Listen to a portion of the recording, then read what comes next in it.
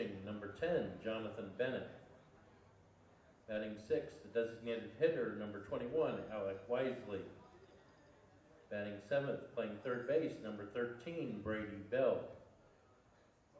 Batting eighth, the right fielder, number 15, Carnegie Calzado. Batting ninth, the shortstop, number 3, Jordan Tilsky. Starting pitcher for Gulf Coast State will be number 18, Dylan Seifert. Starting lineups for Polk State. Batting first, playing second base, number 10, Cody Burgess. Batting second, the third baseman, number 4, Gyson Gomez. Batting third, the left fielder, number 27, Zach Dewar. Batting fourth, the first baseman, number 33, Zach Bierman. Batting fifth and catching, number 32, Isaiah Cullum. Batting sixth and playing right field, number 17, Cole Warkin. Batting seventh and pitching, number 18, Joe Strzelecki. Batting eighth, the shortstop, number 7, Brandon Galley. Batting ninth, playing center field, number 1, Skylar Frey. Umpires behind home plate is A.J. Dukes. Down the first base line is Casey Sanchez. And down the third base line, Chris Tipton.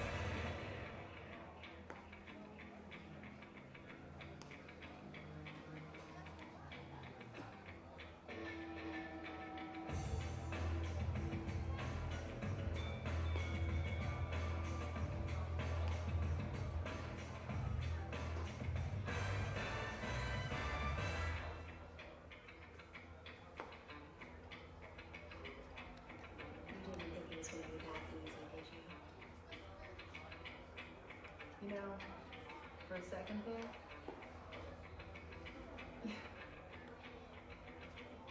I kind of did.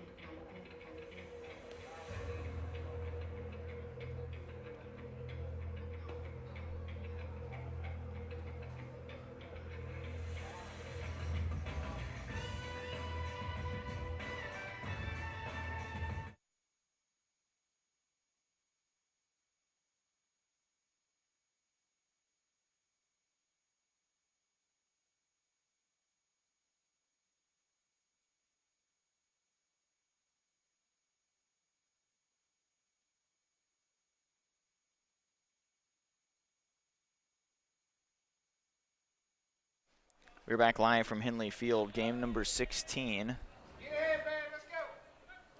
Polk State College and Gulf Coast State College in an elimination game. The winner will move on. The loser will see their tournament come to an end. Polk State is working on their second game in a row. However, they did have the benefit of a lightning delay to maybe rest themselves up a little bit.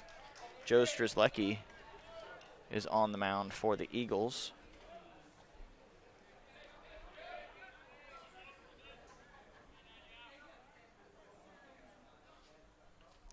This is Austin Murphy batting.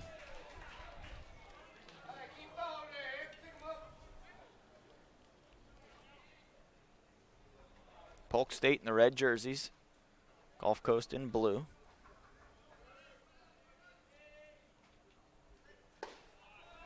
There's a pitch in for a strike, now 2-1. Strzelecki at 3.61 ERA, made 13 starts. 4-2. 62 innings, 56 strikeouts in the regular season. Inside corner, strike 2. Now 2-2 to Murphy. Murphy, the center fielder.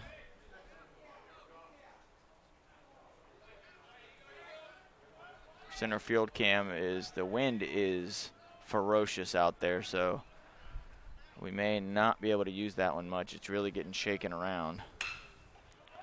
Tap to second on a couple hops. Burgess throws it away. Murphy will go into second. So an E4. E4 on the call. That's why you hustle down the line. He forced Burgess into a quick throw. I think Burgess thought he was going to have more time. He looked up and had to throw a lot faster than he wanted to, and that one got away from him. Catcher backing up, but not enough to stop Murphy.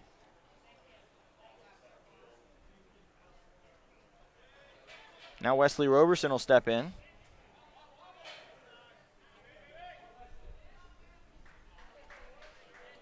Rest of the lineup looks like this. After Roberson, the left fielder number 2, Bowen McGuffin. Batting fourth, the first baseman number 16, Nick Nelson. Batting fifth, the catcher number 10, Jonathan Bennett. Batting sixth, the designated hitter number 21, Alec Wisely. Batting seventh, the third baseman number 13, Brady Bell. Batting eighth, the right fielder number 15, Carnegie Calzado. And batting ninth, the shortstop number 3, Jordan Tilsky. Dylan Seifert on the mound for Gulf Coast.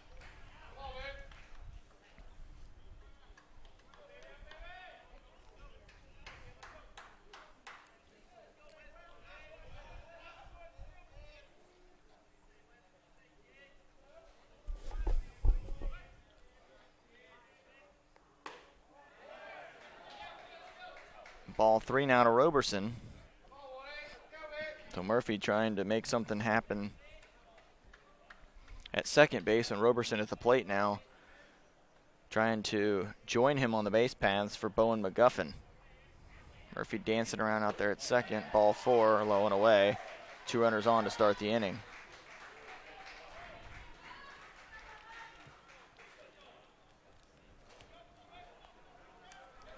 Next batter for the Commodores is the left fielder, number 2, Bowen McGuffin. Well, the Santa Fe Saints defeated Polk 8-4 in the first game this morning, which guarantees the Saints a spot in the championship game. They'll get to play Chipola next to see how things are going to shake out. Should Santa Fe win that one, Chipola will be eliminated. Great bunt down to third. Gomez takes, throws across, sacrifice for McGuffin.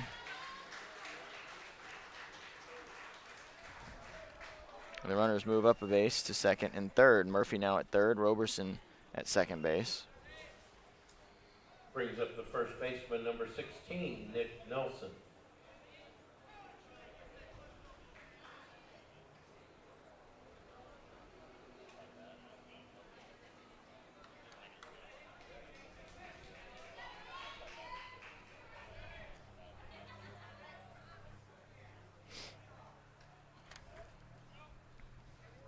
Strzelecki trying to pitch out of a first inning jam against Gulf Coast. Gulf Coast, the runners up from the Panhandle Conference.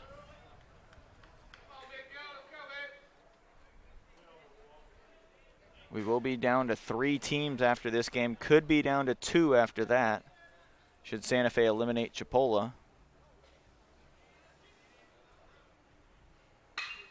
One hit out to center. That should get a run home. It may get more than one run home. That one carrying all the way to the fence. Catch made by the center fielder.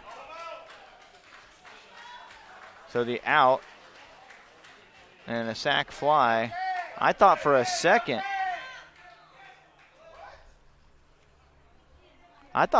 he dropped it out in center field.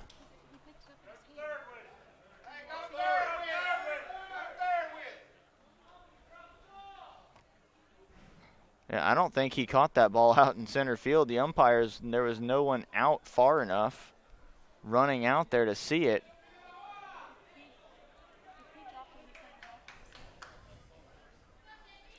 Well, we're going to look at it and see. I'm sure Sarah had a good view of it. Brings up the catcher, number 10, Jonathan Bennett.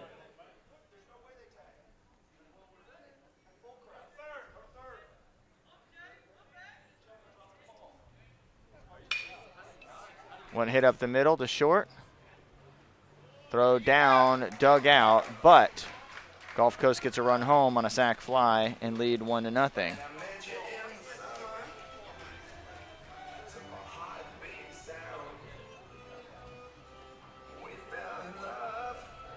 Roberson stranded at third. Nelson with the sac fly, and then Bennett with the ground out. We'll be back with the bottom half of the first.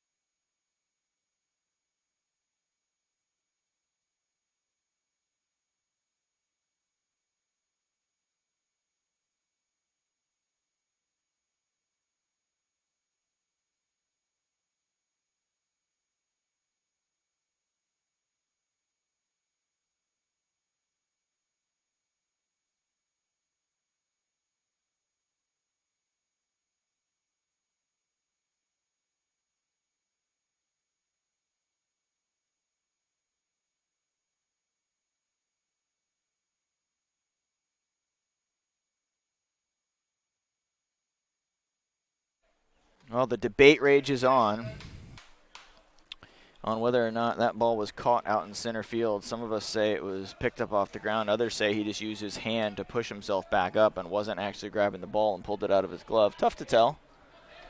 Very tough to tell.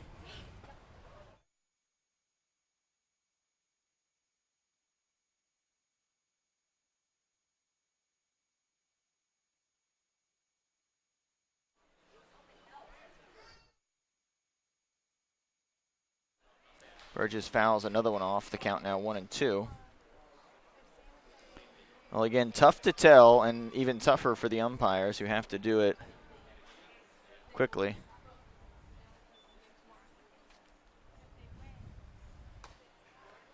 One off the plate. That was a strike last game. They are still evaluating it up there. You know, the umpire doesn't have this long to make a decision on it. There's strike three on Cody Burgess for an out. Brings up the third baseman, number 4, Dyson Gomez.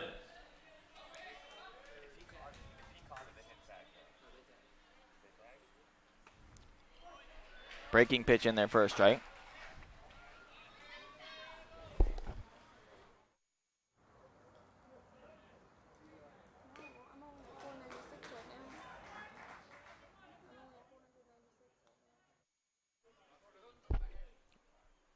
Fouled off by Jason Gomez, the batter.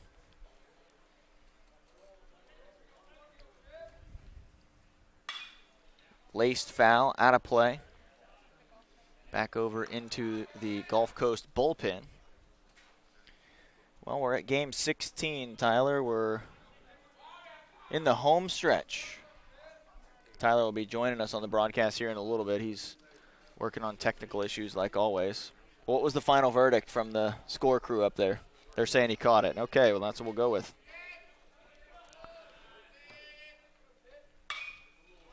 pop out to center. Center fielder calls it off. The wind is blowing from right to left, so it drifted back towards the center fielder, Murphy, who scored in the first inning. Gulf Coast has a 1-0 lead. Next batter for the Eagles And is 2 the outs left in the fielder, first. Number 27, Zach DeWert.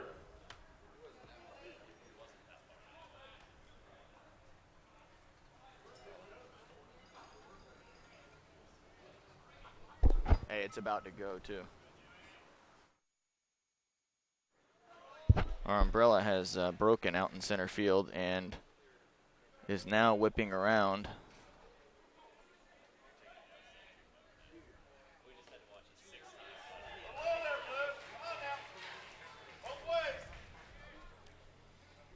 I'm just hoping Tyler can get out to it. Swing and a miss. Low and away. Strikeout for Dewart. 2 strikeouts in the inning. We'll go to the top of the second. Gulf Coast due to bat.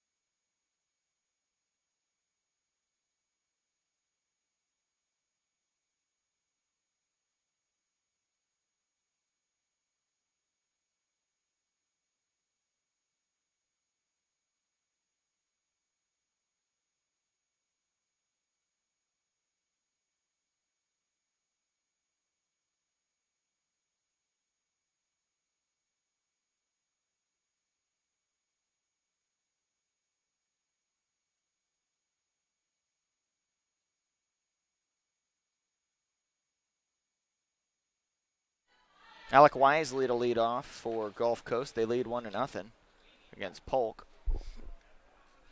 Tyler has removed the umbrella that I believe is probably snapped in half from the wind. Feel like we're back at Vero Beach with this wind.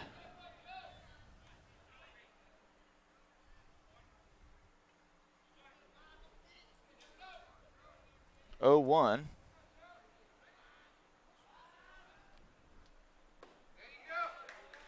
Swings through a breaking pitch to make it 0-2 to Wisely. Wisely started the last game on the mound for Gulf Coast. They defeated Eastern Florida to advance to this part of the tournament. They are one of the final 4 teams. It's tough just to get to this point. Well, really, obviously you want to win. You didn't come here to finish 2nd or 3rd or 4th. But to be one of the final 4 teams is a big accomplishment. These players should be proud of where they're at, no matter who loses this game. But that's not going to sit well with them, and I'm sure they're not going to listen to that. 2-2. I don't blame them.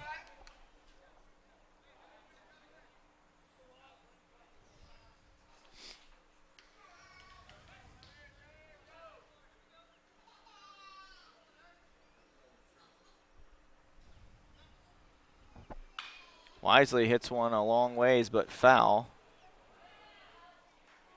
Was out over the fence in left field.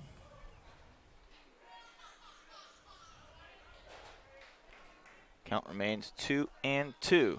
It is humid out here, Sarah. Goodness.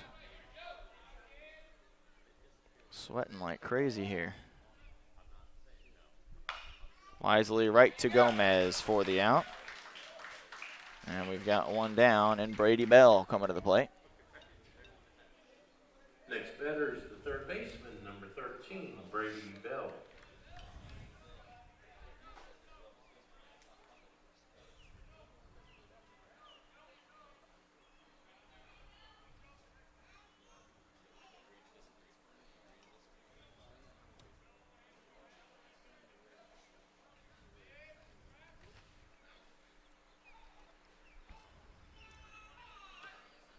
Bell stands in against Joe Strzelecki. Strzelecki the pitch. Bell laces it out to center, and that'll fall in for a hit in front of the center fielder, Fry. Cameron Fry out there in a single in the books for Bell. First hit for Gulf Coast. First hit of the game for anybody. Gulf Coast did score a run in the first.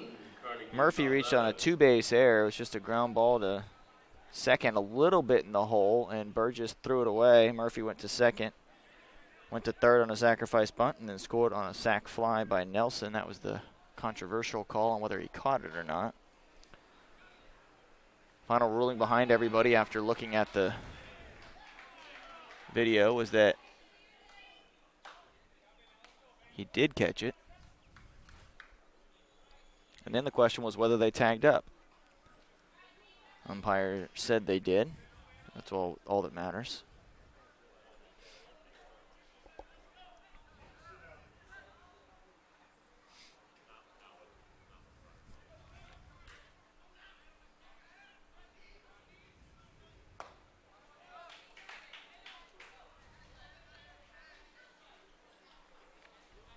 One count. This is Carnegie Calzado.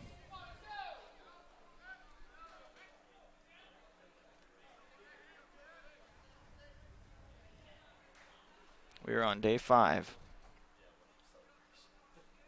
of the FCSAA tournament. We've been here with you for the duration, and we're going to go ahead and finish it out with you. Appreciate you tuning in to watch. Hope you've enjoyed the broadcasts. I know they haven't been perfect at times, of course, but we've been happy to bring them to you. We've had some good camera work, some good job by Tyler saving the day a couple times equipment-wise, and the weather has not been our friend.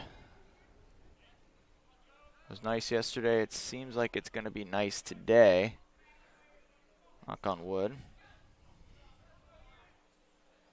Time called by Calzado.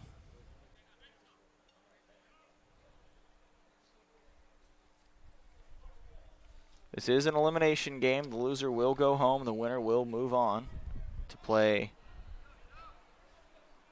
either Santa Fe or Chipola. Calzado foul. Third base coach tries to make a nice play. That would have been a slick fielding play with no glove.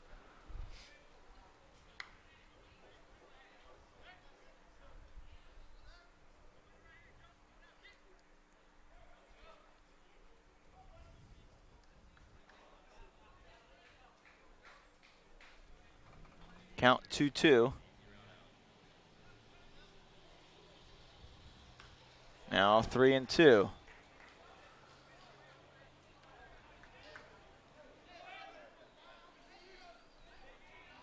Gulf Coast leads 1-0. We were in the top of the second. Runner out there at second base is Brady Bell. He got there on a wild pitch by Strzelecki after singling to center.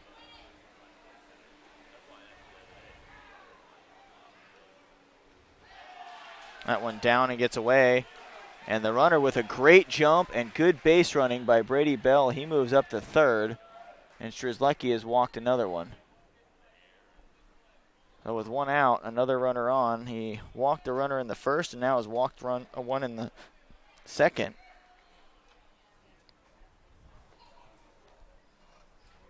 Next batter for the Commodores is the shortstop, number 3, Jordan Tilsky. Now the number 9 hitter in the lineup, Jordan Tilsky, will bat.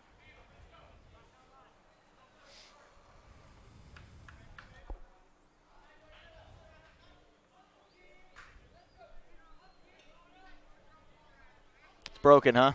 Snapped in half? Yeah, we kind of figured that when we saw it. Well, one umbrella to be thrown in dumpster out there in center field, I believe. Might be the right spot for it at this point. Well, it's made it through a couple softball tournaments in Vero Beach with 30-mile-an-hour winds. Hit batter on Tilsky and bases are loaded. And it made it through some wind here, and I felt like it was going to hold up. It was just the gusts that got it.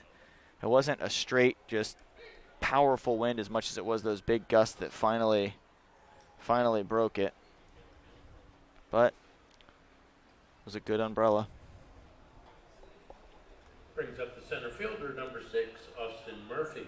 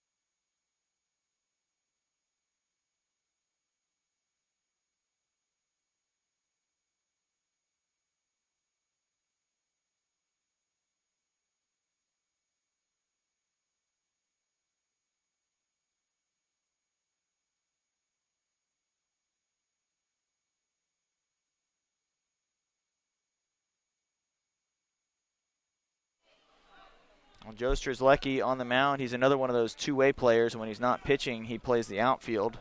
Plays right field, actually, for Polk State.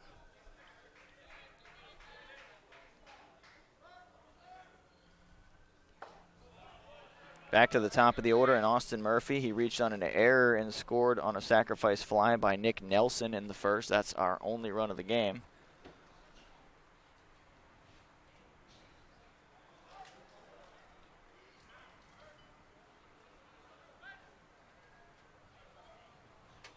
One 0 pitch. Hit up the middle. This should be 2. Tailor-made double play ball. And Murphy swings at a 1-0 pitch against a pitcher who is struggling to throw strikes, and I bet he probably wants to think about having that one back. So a 6-4-3 double play turned on Austin Murphy. Tilsky out at second. Murphy out at first. End of the inning. 2 up for Polk. Zach Bierman, Isaiah Cullum, and Cole Workin. We'll be back with more from this elimination game at the FCSAA tournament.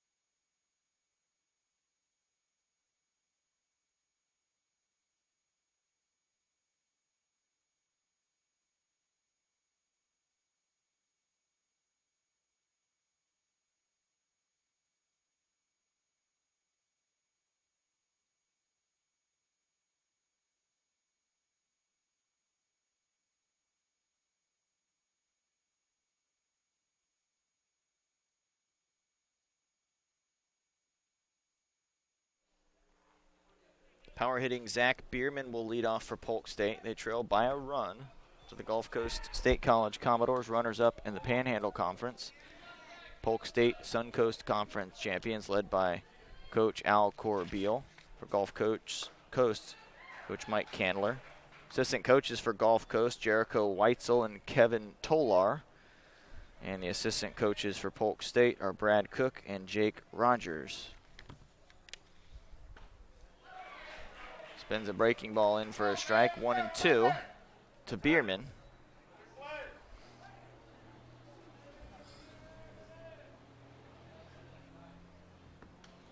That's up and in.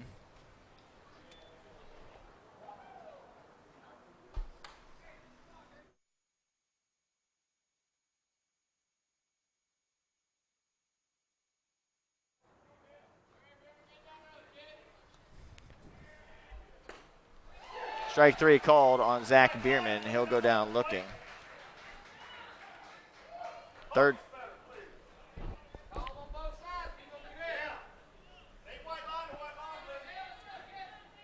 Well, the Polk State crowd, if you can hear them, they're not happy with the strike zone. They weren't happy with the strike zone last game either, and they really want it called both ways. But honestly, when the strike zone has been wide, it has been called both ways in these games. Strike zone is sometimes an interpretation, whether it's supposed to be or not. Cullum pops up to right. Right fielder coming on to make the catch, and Calzado puts it away.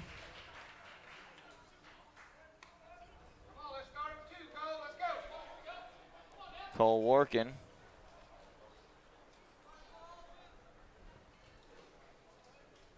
Next batter for Polk State is the right fielder, number 17, Cole Workin.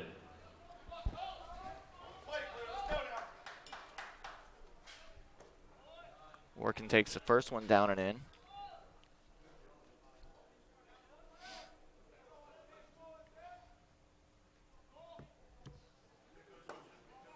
Second pitch in the same spot for ball 2.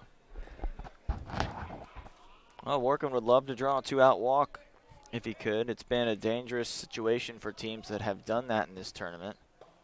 Pitch on the outside corner for a strike. It has caused heartache for a few teams that have gotten the first outs quickly and then walked the batter and turned it into a huge rally. Well, 3-1. When you get those first 2, you got to finish. You got to get yourself out of the inning. Build some momentum with a 1-2-3 inning. Keep your pitch count down. We saw Eastern Florida in a game earlier in the tournament make the first 2 outs and then go on to score 6 runs. 7 hits and 2 walks, all with 2 outs after a 2-out walk. The pitcher, number 18, Joe Strzelecki. Now the pitcher, Strzelecki, will bat.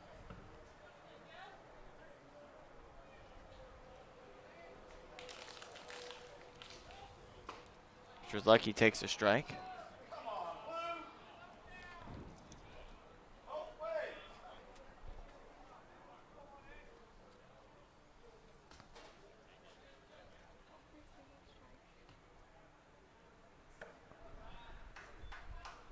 Well, we have the let's go lady and the both ways guy now out here in the crowd.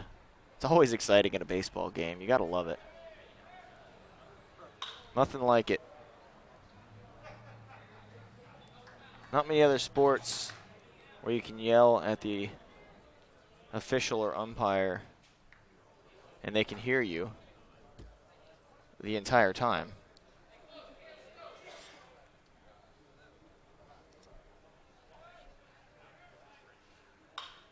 Breaking ball popped up. Roberson came in, now has to go back, and he's not able to make the catch. The runner will go all the way to third. So, like we said, that 2-out walk has now turned into a hit and runners at first and third.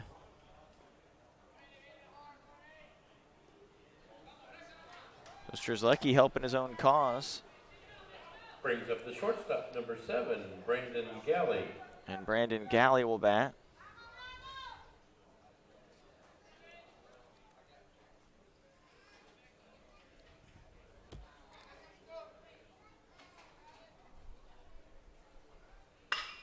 Galley drives one out towards right. Calzado coming on. It's going to fall in, and a run scores, and guess which run it was? The 2-out walk. It just almost never fails.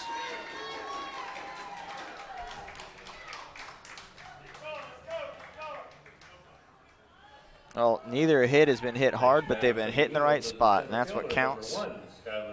Especially after you get a 2-out walk and get some new life after getting 2 outs. Skylar Frey will try to keep it going.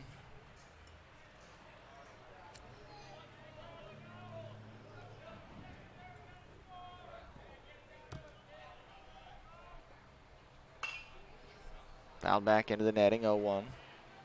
Bat came out of his hands. Seen that twice now today. The humidity may be getting to him. Yeah, Brandon Hernandez for Santa Fe College almost went into the dugout on the third base side.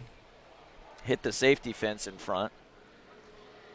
You do see that in the major leagues at times. They swing so hard it goes up into the stands. Hits people. Usually they will give him a bat or give him something. He might have been safe. No, they're going to call him out at second. Close play. Try to get a replay of that. I want to take a look again to see. No argument from anybody, so he was probably out. But we'll take another look anyways. Tyler will chop it up for us.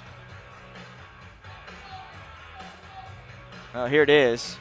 Take another look. High chopper to Roberson. He sort of took a little time getting it out of his glove, and he was out. Good call, just barely. Got him, I think at least. It was close, though. Let us know what you think. Safe or out.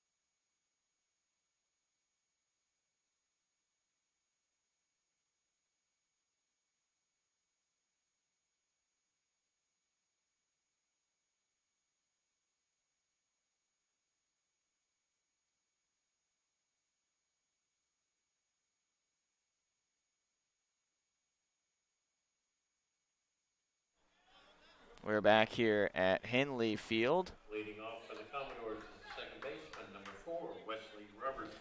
And Polk State and Gulf Coast are playing in an elimination game here in game 16 of this tournament. We'll be here with you for the rest of this one and the next 2, possibly 3, depends on what happens in the next game. Really, that's the one that will determine whether a game on Saturday is necessary, at least knowing today. We may know by tomorrow whether or not a game is necessary, but it depends on what Santa Fe and Chipola do, and we'll find that out about 40 minutes after this game when that one starts, and then, 3 hours or so, we'll have our results. So sometime tonight, we'll have an idea of whether or not Saturday is in play. It may not. We've got a lot of baseball left to play. Roberson pops up. Should be the second baseman. He calls everybody off and takes it for the first out.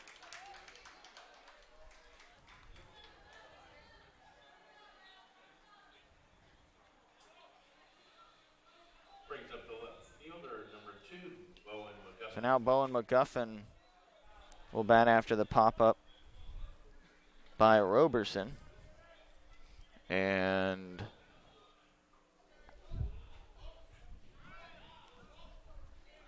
McGuffin calls time.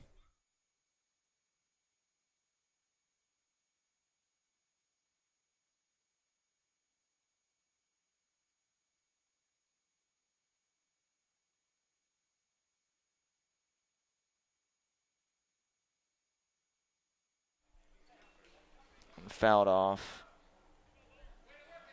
for strike 1 to McGuffin. McGuffin laid down a sacrifice bunt in the first. Strzelecki up and away.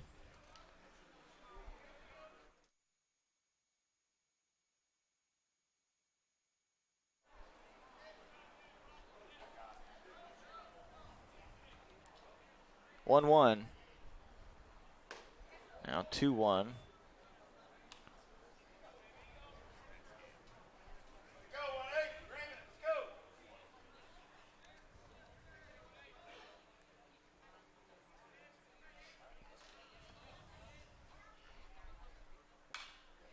About off 2-2.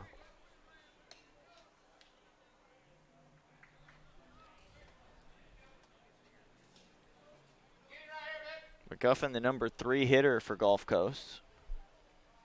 Nick Nelson waiting on deck.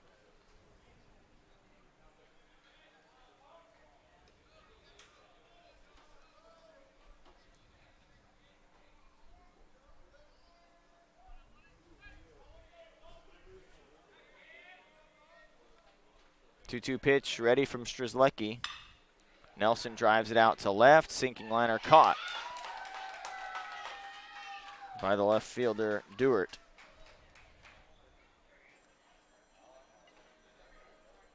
So 2 down, nobody on. Brings up the first baseman, number 16, Nick Nelson.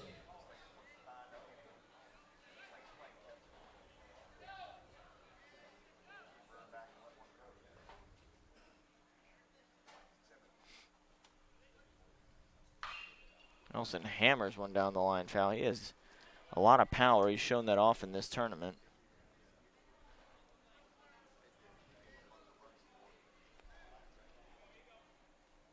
That's 0-1 to the sophomore from Panama City. Local player for Coach Candler.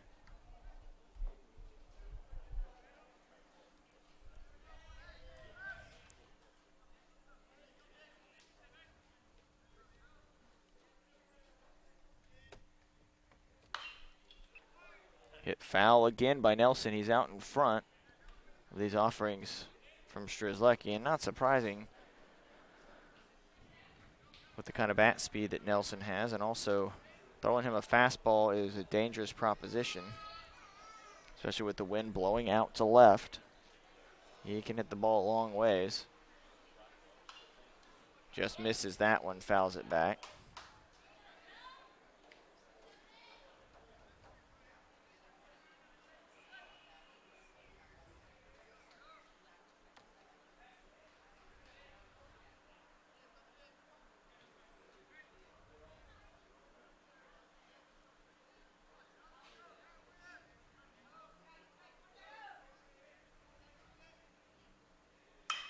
Nelson up the middle. Gonna be a tough play for the shortstop.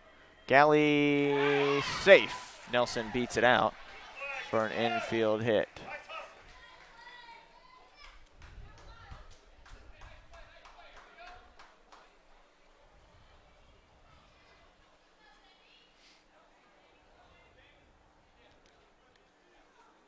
Brings up the catcher, number 10, Jonathan Bennett.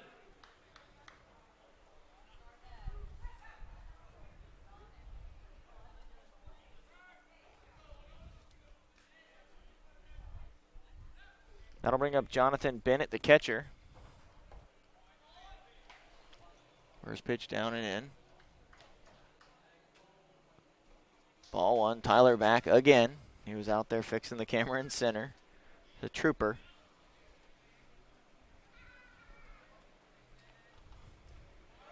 Ball in the dirt, runner takes off, and it bounces about halfway to third base.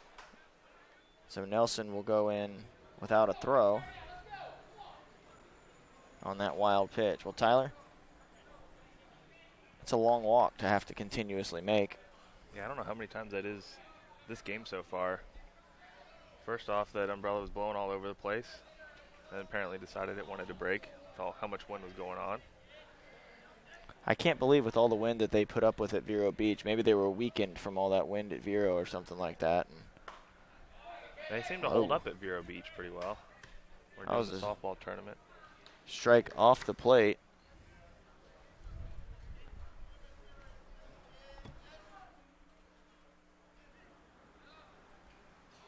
So there's a pitch that could have very easily been 3-0.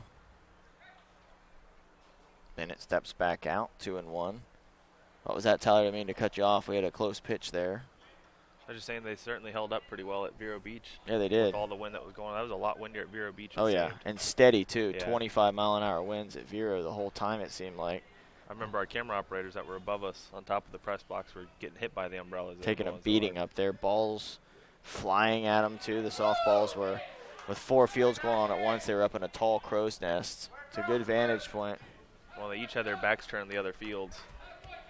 Yes, so they were, once it got down to 2 fields, everyone was fairly safe because you could look out your peripheral vision to the other field, but you cannot look out in the back of your head.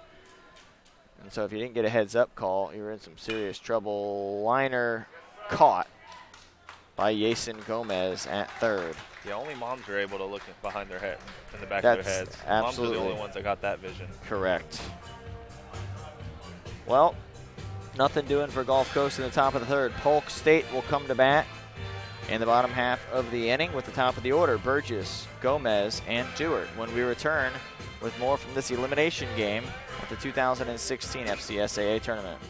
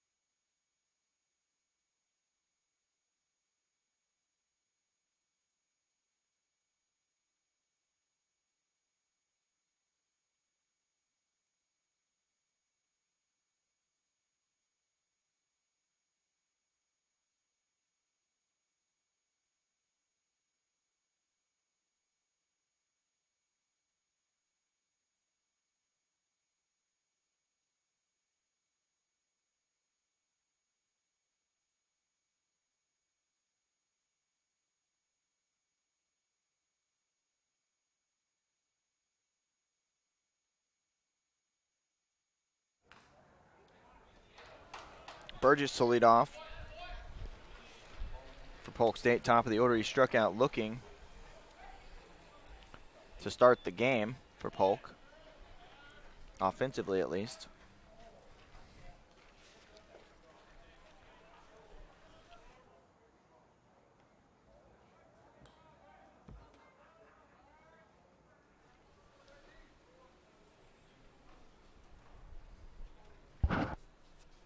Oh, 1 to Burgess. Breaking ball, foul. Slider down and in, he got a piece of and tapped it foul down the third baseline. Count now 1-2.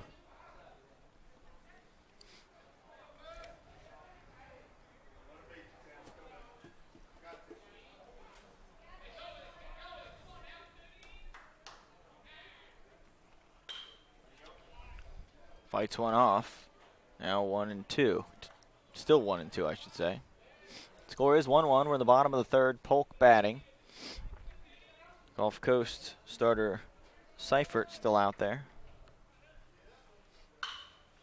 Burgess hits one out to right. Right fielder's going to have to go a long ways. Just out of his reach. And it was getting blown back towards him, actually, by the wind. But just not fast enough for him to catch up to it.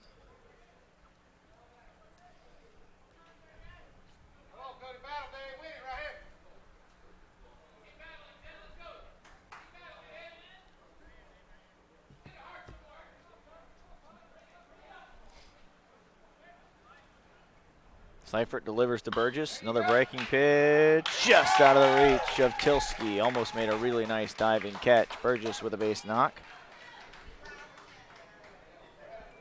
And he hammers a 1-2 pitch out into left.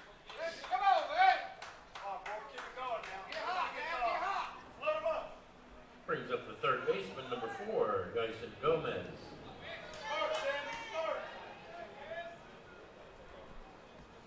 Jason Gomez will now bat. Gomez hits one down the left field line. Burgess running into third, and they will hold him up with nobody out. And Gomez with a no-out double.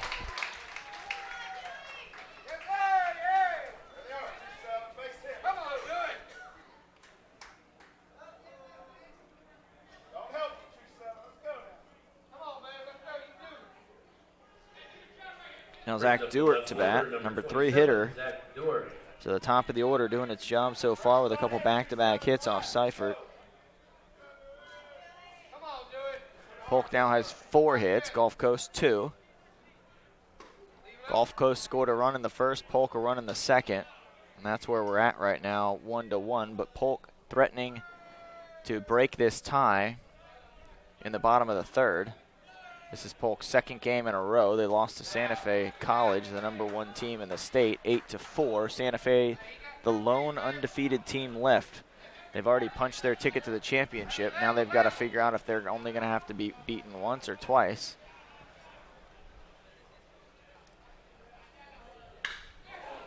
One hit well out to center. It's going to be playable. Center fielder can't find it. Murphy, and he finally locates it.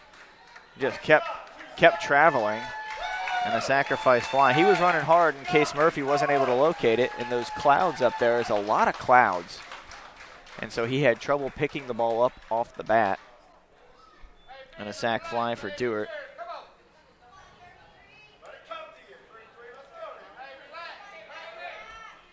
Next batter for the Eagles is the first baseman, number 33, Zach Bierman.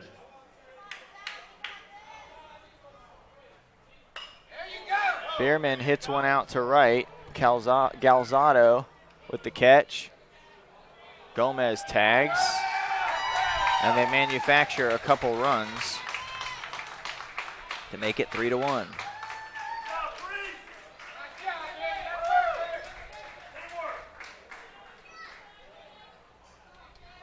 Brings up the catcher, number 32, Isaiah Cullum. Back-to-back sac flies, and that's what you want. You want your batters to put the ball in play over to right field, let your runners come in easily. You don't want to strand runners. So a good inning so far by Polk. Isaiah Cullum trying to extend it. He hit a 3-run homer against Santa Fe. Got him to within 1 at 5-4, but the Saints answered with 3 runs and then held on for the 8-4 victory.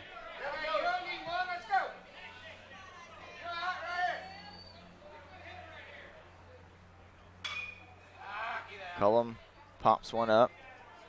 First baseman settles underneath it. And with all that foul territory out there, Nick Nelson able to easily make the catch. So, bottom of the third, Polk State puts a couple runs across on a couple hits and a couple sac flies. And we're going to the top of the fourth, Gulf Coast trailing by 2. We'll be back.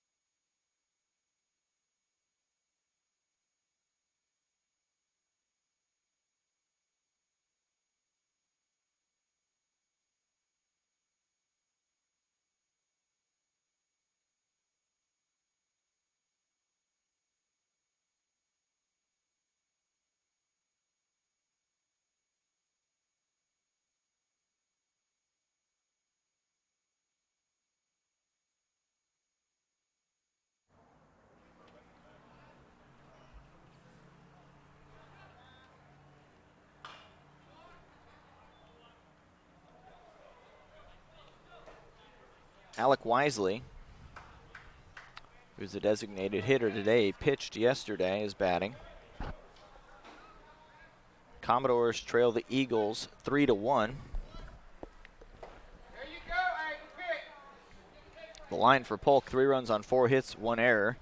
For Gulf Coast, 1 run, 2 hits, no errors. The error for Polk came on the first play of the game and resulted in a run, inevitably. Murphy reached on the error by the second baseman and then came around to score on a sac fly by Nelson.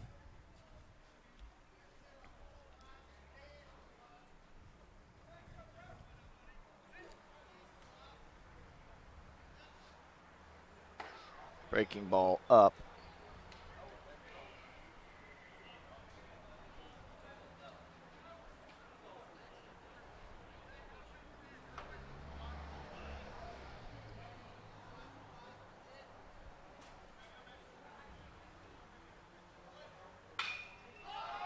Wisely flies one shallow out to center. Center fielder running on for it, and Frey makes the catch. Now Brady Bell, he singled and reached second. Brings up the third baseman. Back in the second 13, inning. Brady Bell.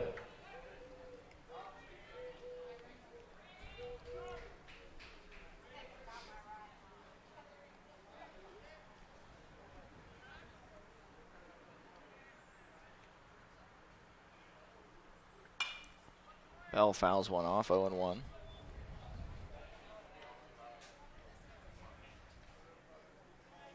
Well, Tyler, it's been a long week. Our 5th day of doing games, 6th day here in Lakeland, but some pretty good baseball played. We're down to 4 teams now. We'll be down to 3 after this one, and we're getting closer down to the home stretch. Off the glove of the first baseman, Burgess makes the play. So it was tipped by Strzelecki, so a 1-4-3. Put away Bell for the second out. Brings up the right fielder, number 15, Carnegie Calzado.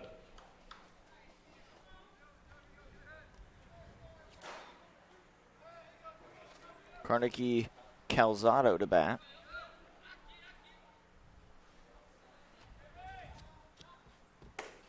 Calzado out of the Bronx, New York.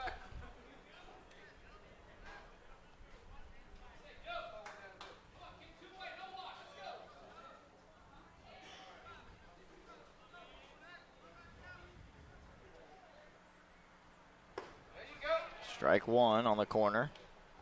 Now 1-1, 2 outs, nobody on.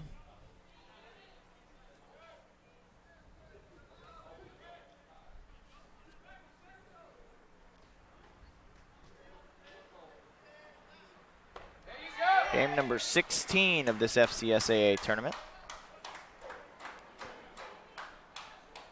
The 2 representatives from the FCSAA for the National Softball Tournament in St. George, Utah are off to a good start. Florida Southwestern and Chipola both won their round 1 games.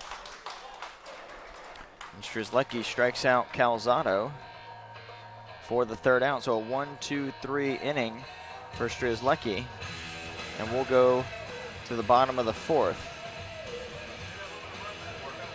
Coming up is Workin, Strzelecki, and Galley.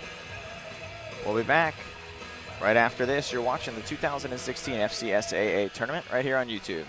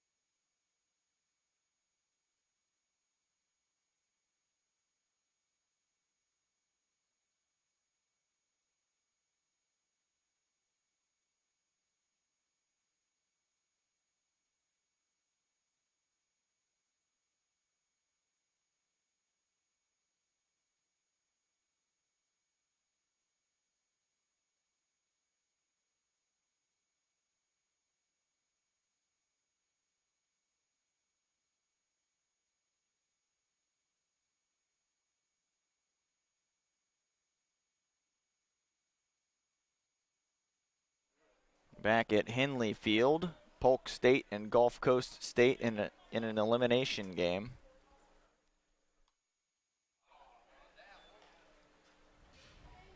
One and one.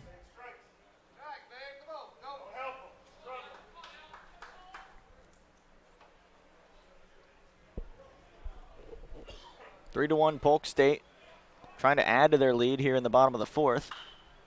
That one's hit a long ways, but foul. Well, it went over the fence, but just not on the right side of the foul pole.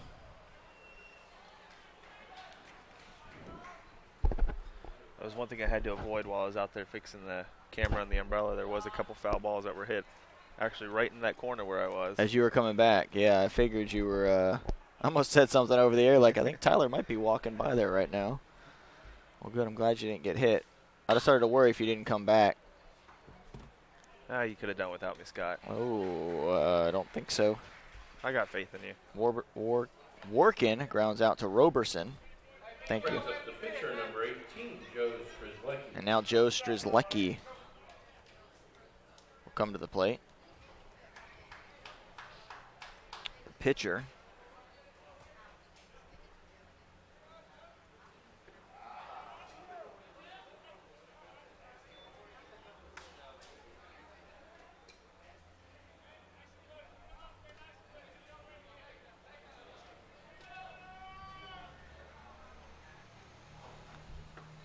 That pitch down and in for a ball. Now 1-1 to Strzelecki. Strzelecki gave up a run in the first, but since then has shut Gulf Coast out over the last 3 innings, trying to keep Polk State alive in this tournament.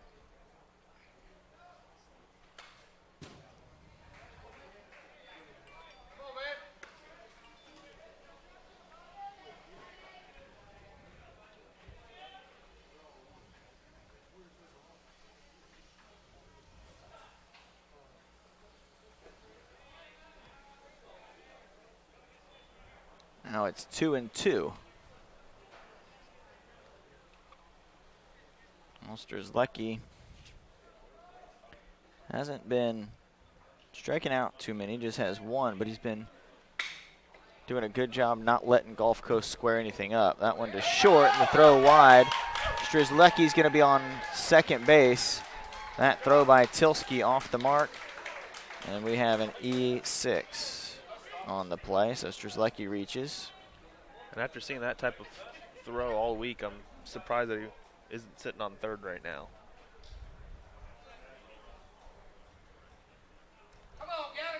Yeah, I know. Luckily, the catcher actually was running down there to back up like he's supposed to, and he was able to get to the ball in time.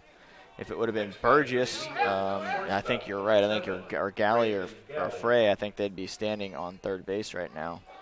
Not that Strzelecki's slow, but he's not one of the speedsters for the Polk team. That one gets away, and Strzelecki goes to third.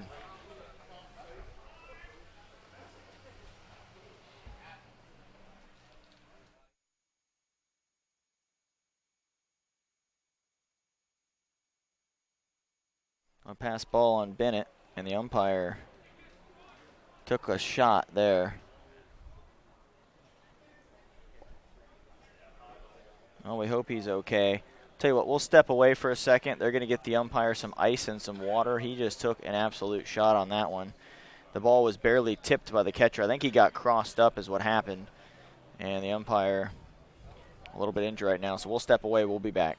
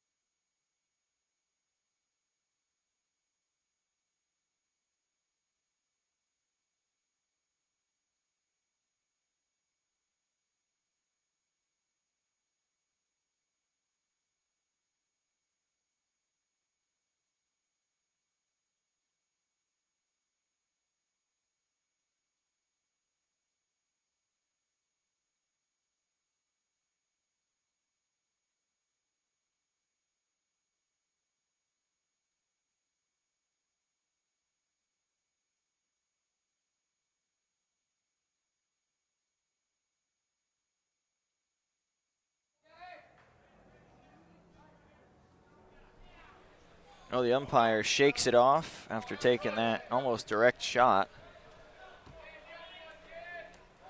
He's back in there behind the plate. One gets away. The runner's going to try to come home. The throw too high. Strzelecki scores, and the ball has been all over the place for Gulf Coast. And the pitcher who moved up on a couple wild pitches and a pass ball. Excuse me, the first one was an error, and he went to second, and then there was a pass ball and then a wild pitch. That's what scored him.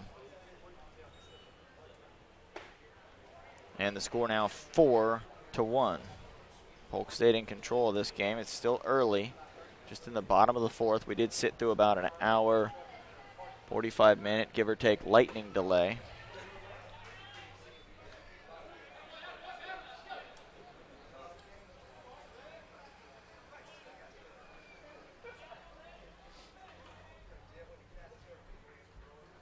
Two-two.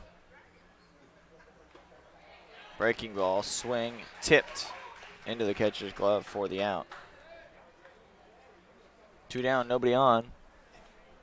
For the number 9 hitter, Center fielder, number 1, Skylar Frey. Skylar Frey.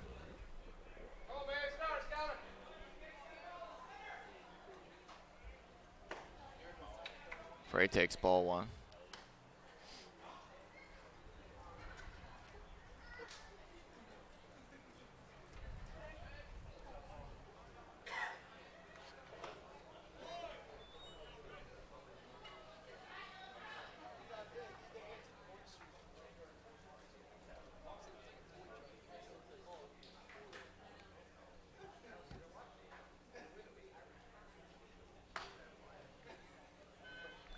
That ball down and in now, 3-0 to Frey, with Burgess looming on deck, the leadoff hitter.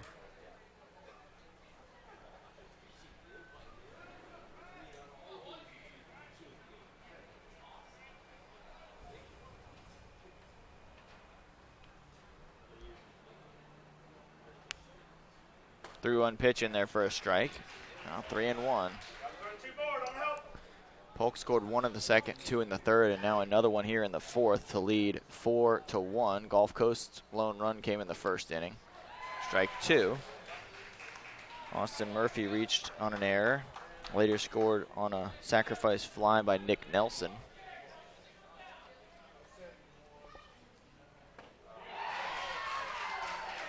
And strike 3, so works back from a 3-0 count for the strikeout. That's the 5th strikeout for Seifert. And we'll go to the 5th. Jordan Tilsky, Austin Murphy, and Wesley Roberson are due to bat for the Commodores of Gulf Coast. They trail 4-1 in this elimination game at the FCSAA baseball tournament. And we'll be back with more on the FCSAA Sports YouTube channel right after this.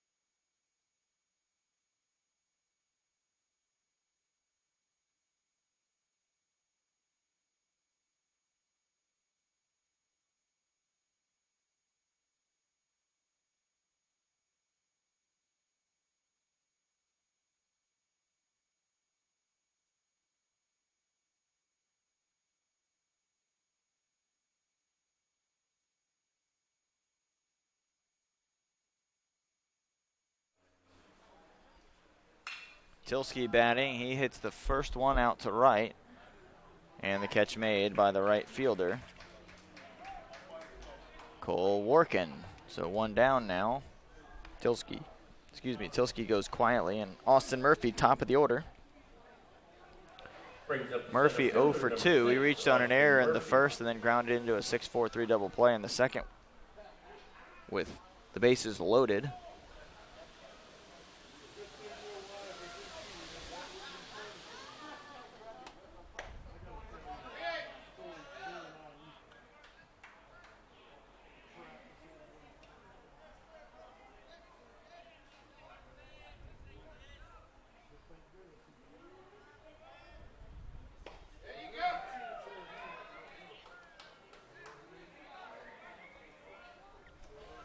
Quickly, it's 0-2 to Murphy. Wind still whipping right to left. You can see that flag completely straight out. That's over there in right center. Murphy pops one foul.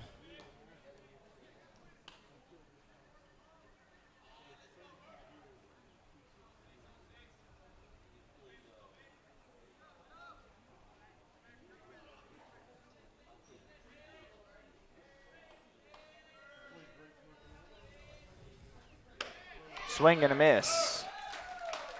Strike 3 and 2 outs.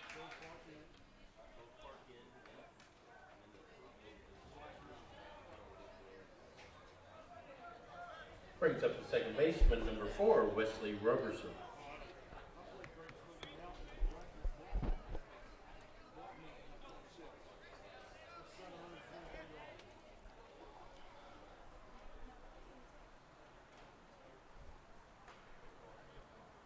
So number 1 Santa Fe versus number 2 Chipola on tap after this one. Wesley Roberson batting for Gulf Coast.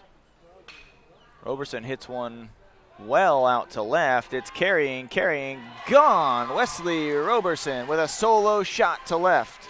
Well, the wind grabbed that one, took it out of here, and Wesley Roberson hits a solo homer to make it a 4-2 game.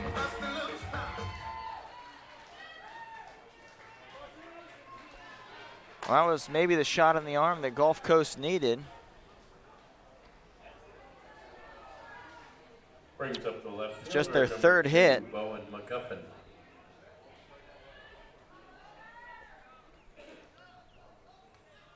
Well, Bowen McGuffin will bat. McGuffin hits one out to center. That's going to fall in, I believe. No, I take that back. Cole Workin with a wonderful catch. Well, I shouldn't question Cole Workin's ability to come in on the ball. I thought for sure that was going to fall in. Workin, beautiful. That'll take us to the bottom of the 5th. Polk will come to bat. Gulf Coast got one back on a homer by Wesley Roberson, and we will see for Polk the top of the order. Cody Burgess, Yason Gomez, and Zach Dewart.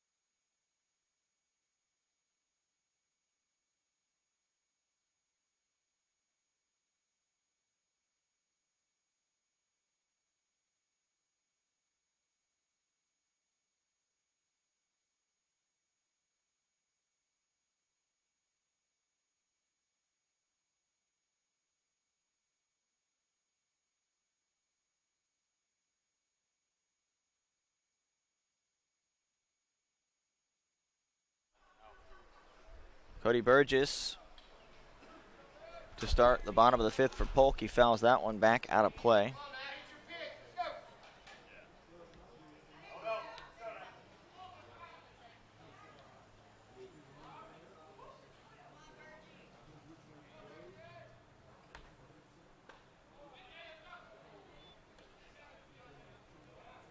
1-1 now to Burgess. The Polk State Eagles hanging on to a 4-2 lead. That one way up out of the strike zone, 2-1.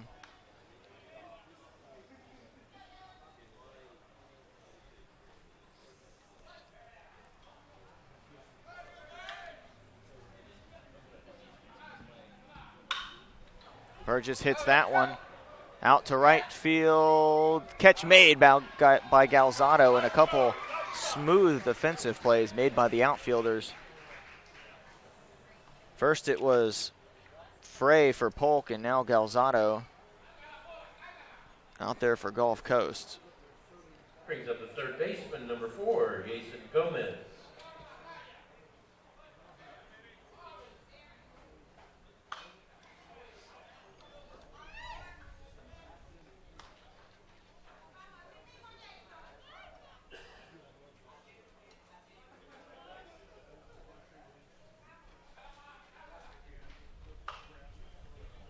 Fouled back, 0-2.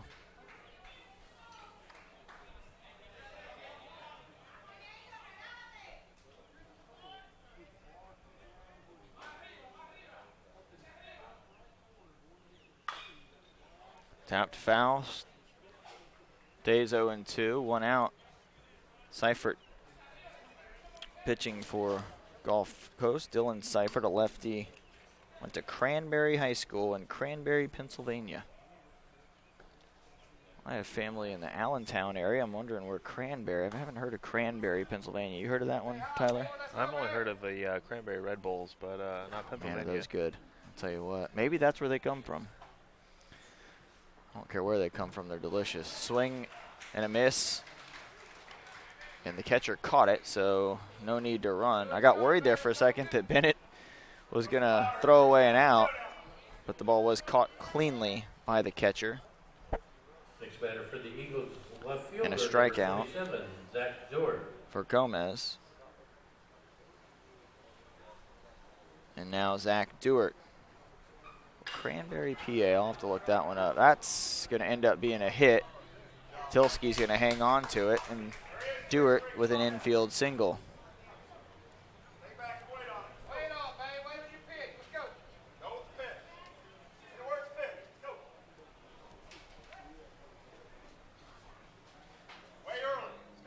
Brings up the first baseman, number 33, Zach Bierman.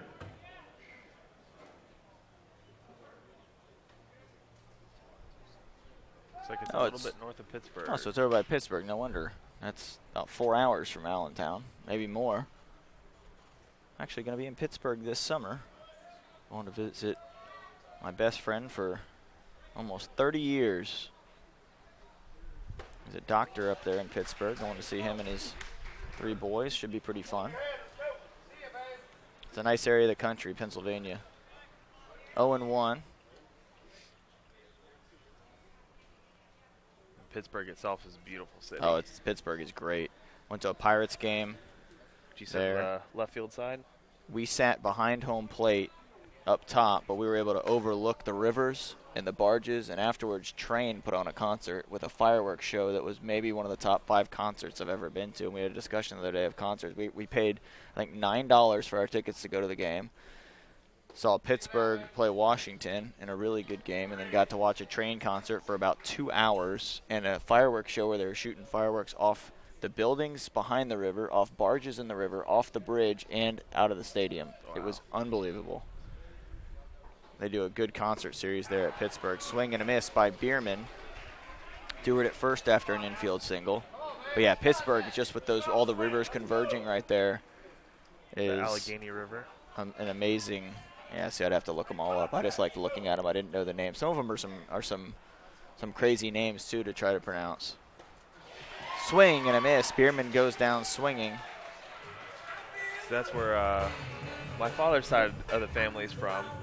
So last summer I actually went up there to go find out where my great-grandfather lived. Oh, and nice. My great-great-grandfather. Very cool. Yeah, my dad's from Harrisburg area, so it seems like a lot of people's families seem to have started in Pennsylvania. That's where my wife's family. They're all in Allentown, Collegeville, and Perkiomen Valley area. So Well, cool. Well, we will be back. That was a strikeout swinging for Zach Bierman, and Gulf Coast trails by just 2, and they've got Nick Nelson, Jonathan Bennett, and Alec Wisely coming up in the top of the 6th. We'll be back right after this.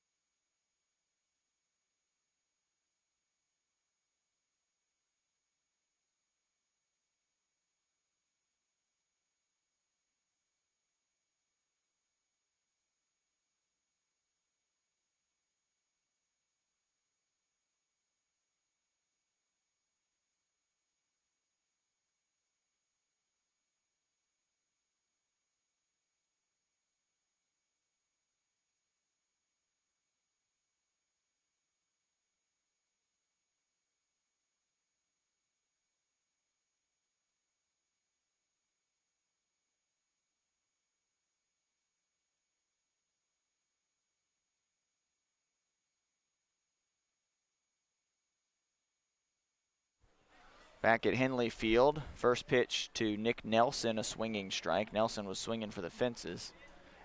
Can't blame him. The way the wind's blowing right now, Tyler, it's going out to left center. Well, we've seen a lot of balls fly over that last home run that went over left center field, but all the foul balls that have gone towards left. Just missed it. Nelson pops it up. I'll tell you what, he came close to hitting that one a long ways. Just got underneath it. And just a fly out for Nelson. He's now 1 for 2. Brings up the catcher, number 10, Jonathan Bennett. And now Jonathan Bennett, the catcher, will bat. Grounded out to second and lined out to third in his first 2 at-bats.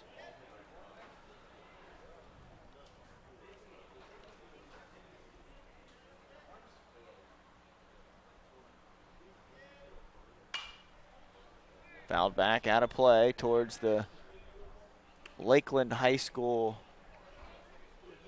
field over there that Florida Southern also uses.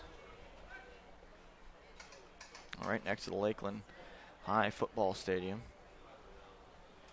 Florida Southern plays their baseball games here at Henley Field. It was built in 1925.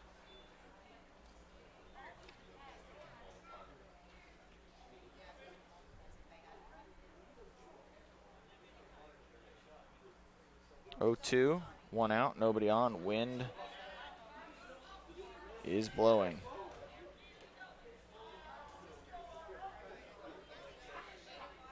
Try to show you the flag here in a second, just so you can kind of get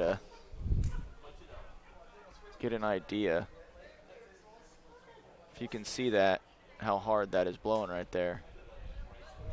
And the trees as well are just getting blown around like crazy. Sorry, Sarah. I just took your job and really screwed it up now. Bennett with a single.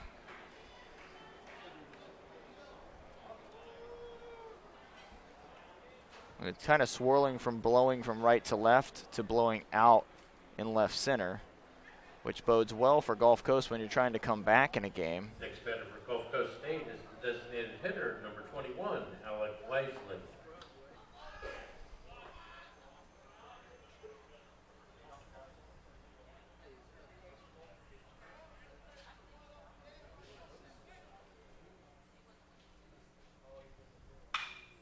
Wisely pops up.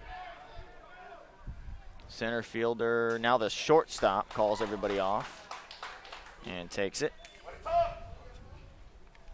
Galley with the catch, just into the outfield. Brings up third baseman number 13, Brady Bill.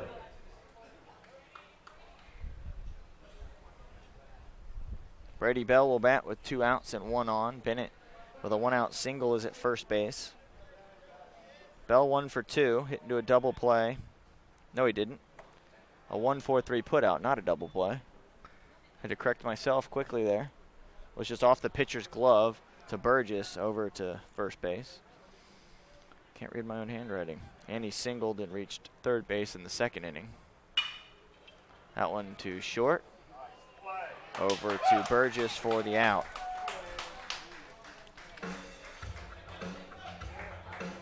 So that'll do it for Gulf Coast in the 6th. Polk will come to bat in the bottom half of the inning with Isaiah Cullum, Cole Workin, and Joe Strzelecki coming to the plate. Strzelecki doing a good job on the mound. He's also scored a run and singled here in this game. He'll try to keep it going when we return.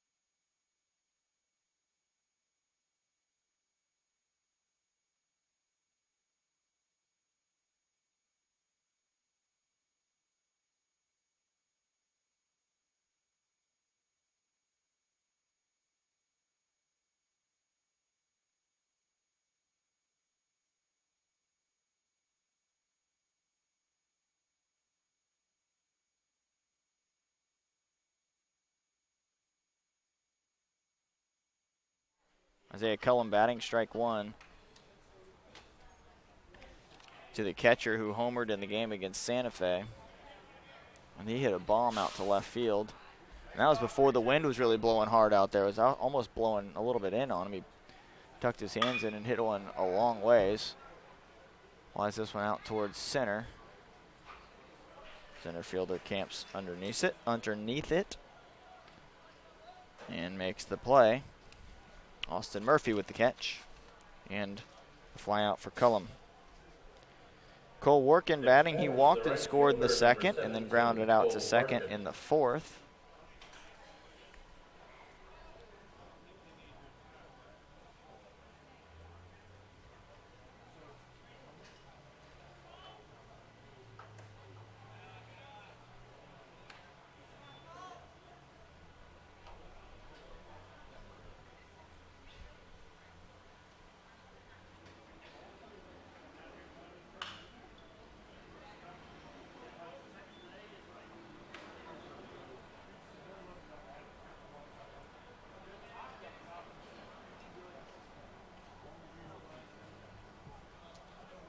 One and one to Workin. Polk would like to add to their lead if they could. We went around. I think he offered at that one. We'll take a look here. It looked like he offered at it.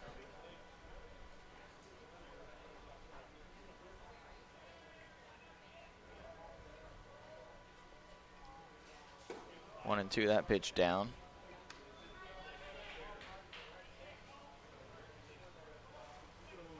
So Santa Fe and Chipola coming up 40 minutes after this game.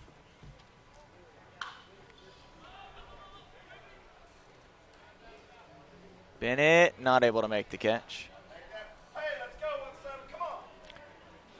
2-2. Well, and looking at that replay, excuse me, he did not go around.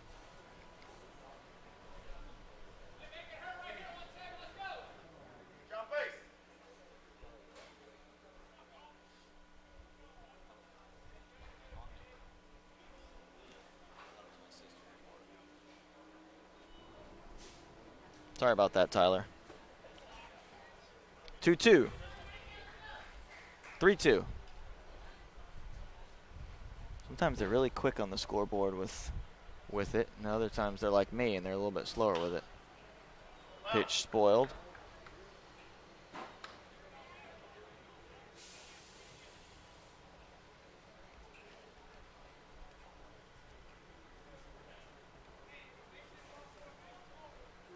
Three-two pitch.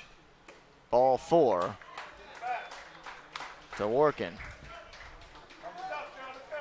A 1-out walk to Cole Workin, and now Strzelecki will bat. So that missed pop-up that was over here and playable bounced right off the warm-up circle. It has now resulted in a walk. Pitcher number 18, Joe Strzelecki.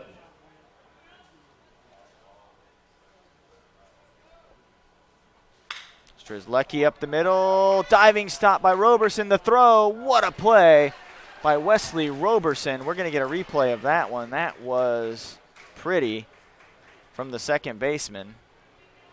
And we'll take a look. Tyler's chopping it up. Brings up the shortstop, number 7, Brandon Galley. We'll take a look in a minute as soon as we get an opportunity to see that diving stop and throw by Wesley Roberson. Pitch down.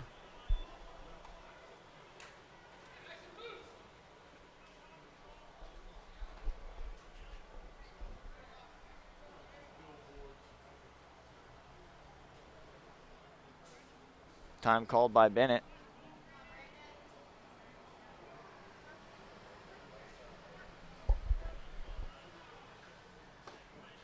Down and in again now, 2-0. Let's take a look at that replay, that diving stop. It looked like it was for sure going to be a hit. Wesley Roberson, diving stop, and then the throw to get Strzelecki.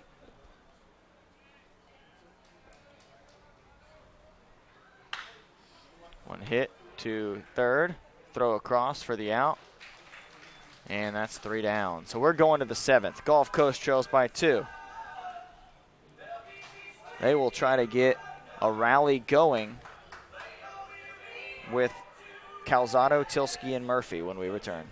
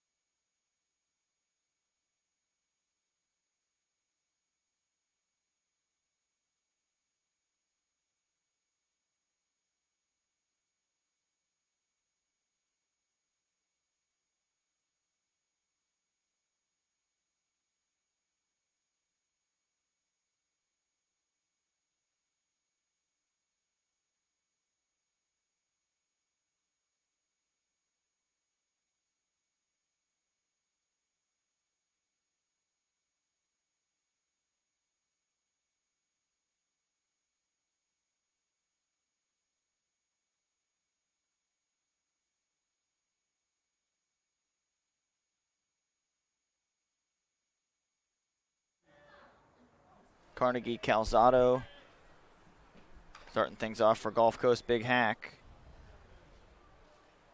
And tips it for strike one. Well, Gulf Coast doesn't necessarily have to score in this inning, but I think for their confidence, if they could get one, it would help. And with that wind blowing out, I have a feeling they're all going to be swinging for the fences, and Calzado twice now has taken big swings.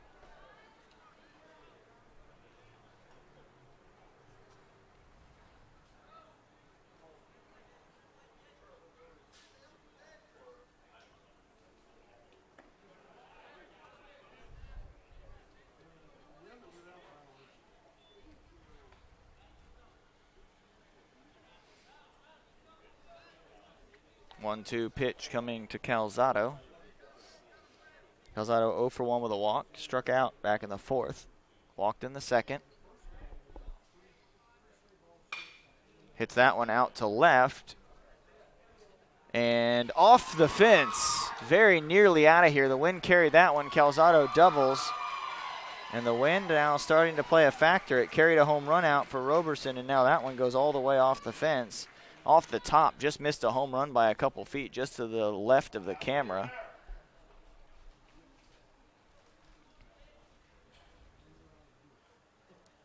Brings up the shortstop, number 3, Jordan Tilsky. Jordan Tilsky.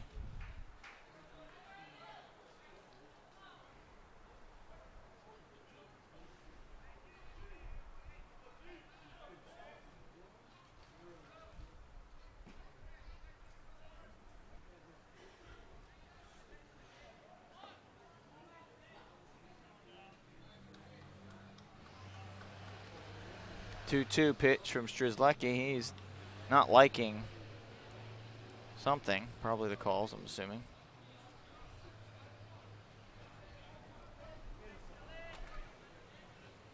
Two-two. Calzado at second. That one is hit well by Tilsky out to left. Caught at the fence.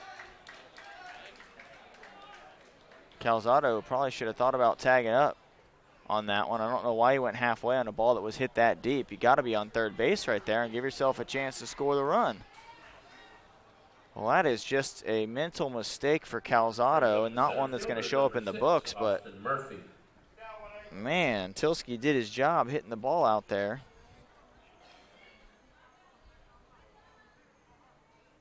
And Calzado's got to know better than that.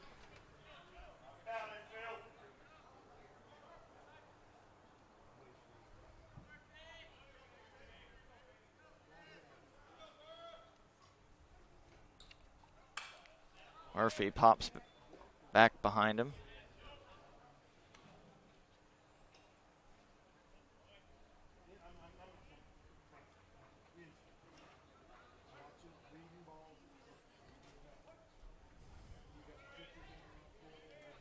Oh, 1 coming to Murphy, the leadoff man.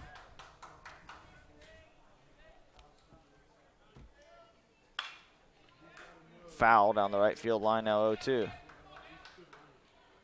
Those are the types of plays that you have to make if you want to come back in a game. And maybe it won't end up making a difference, but in a game that's this close, separated by 2 runs, you're trying to scratch back in the 7th inning late in the game. Got to do the little things. You have to pull off the fundamental plays. That one misses up. The ones that sometimes you don't think about. You always think about you're always thinking beyond just tagging up on a deep fly ball. And Calzado would have gotten in easily to third. That ball was all the way back to the fence.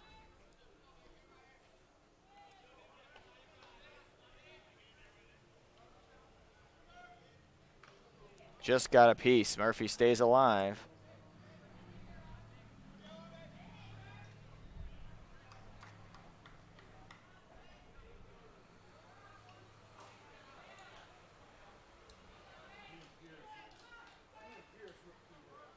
Murphy ready, 1-2 pitch coming.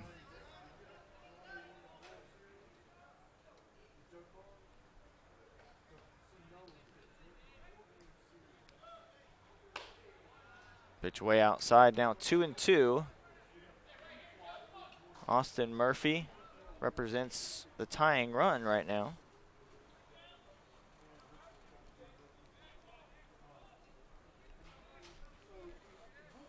Carnegie Calzado at second.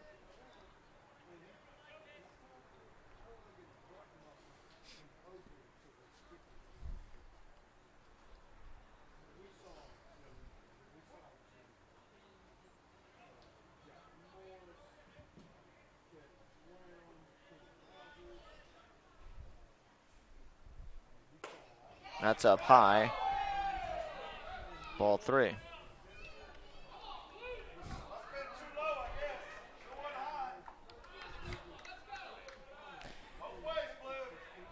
Well, the Polk fans wanted that one, but that was clearly high and out of the zone. Kind of lose a little bit of your argument when you're arguing for pitches that are balls. Murphy flies one out to left. Going back on it is Dewart, and off the fence.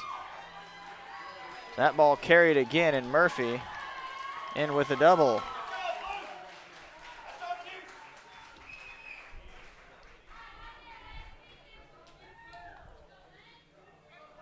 RBI double makes it a one-run game, and it's 4-3. So Calzado's base running mistake is all for naught. He scores anyways. And now Coach Corbeil. Baseman number 4, Wesley Roberson, who pulled off one of the best stall moves of the tournament against Santa Fe when he was trying to give his pitcher some time to warm up. He walked out about 10 feet and then stopped to fix his pant leg and then had to tie his shoe and mess with his shoelaces, and he gave about an extra 30 seconds to his pitcher to warm up. It was some wonderful gamesmanship from Coach Corbeil. You gotta love it. So a pitching change coming up for Polk State. And we'll see who it is here momentarily. I'll see the back of the jersey when they get out there onto the mound.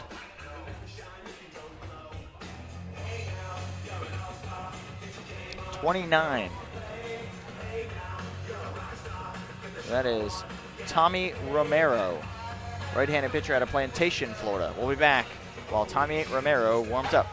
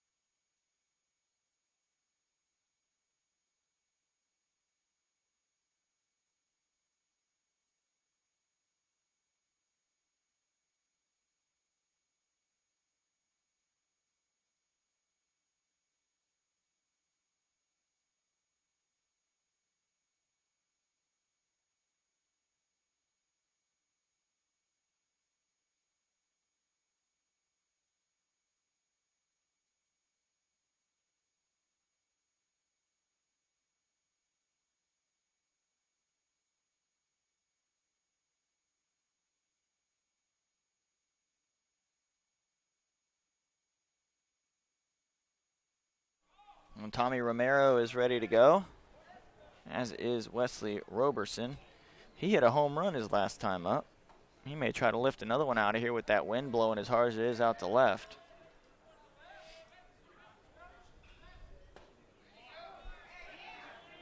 Inside corner.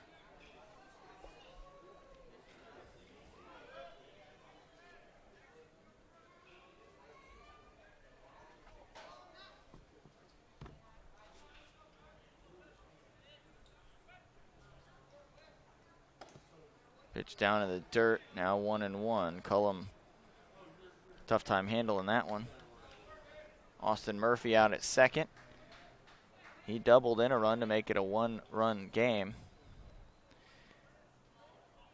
And is now out there in position to tie. Roberson represents the leading run. That one's inside. All three pitches have been in.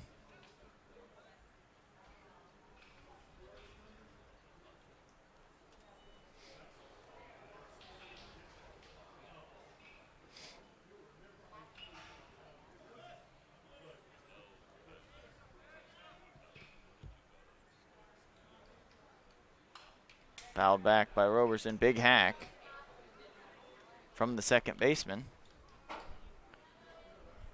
Well, Roberson's had a nice tournament. Some good defense at second. Some timely hitting, and he would love to get another one right here.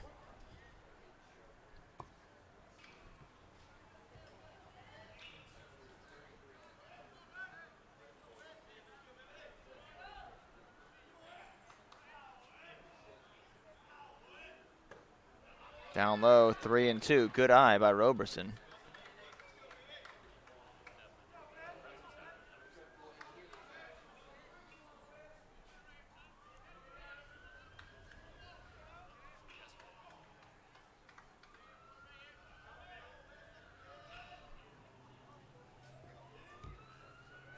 Pitch fouled back. He stays alive. Trying to tie the game up with a base hit.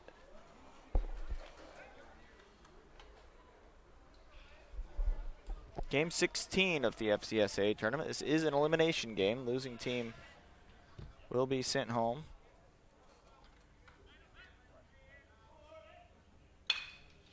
Hit to short. That one took a bounce, and now it gets away. And the runner will stop at third. We're going to take another look at that one to see if it hit the ground or not. It looked like it did bounce. Umpire was right there looking right at it.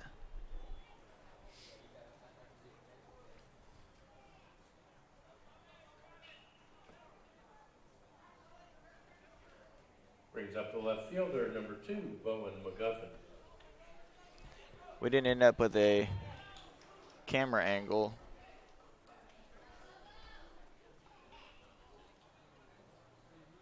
Oh, do we have it? Okay, we do have it. I take that back. Here we go. Yep, looked like it bounced. Sorry, I was watching over here and I forgot it does a replay of just that camera and not the actual feed of the game. So Tyler was able to pull that replay for us so you could see there that it did bounce right in front of his glove. No argument from anybody. That one gets away. The ball game is tied.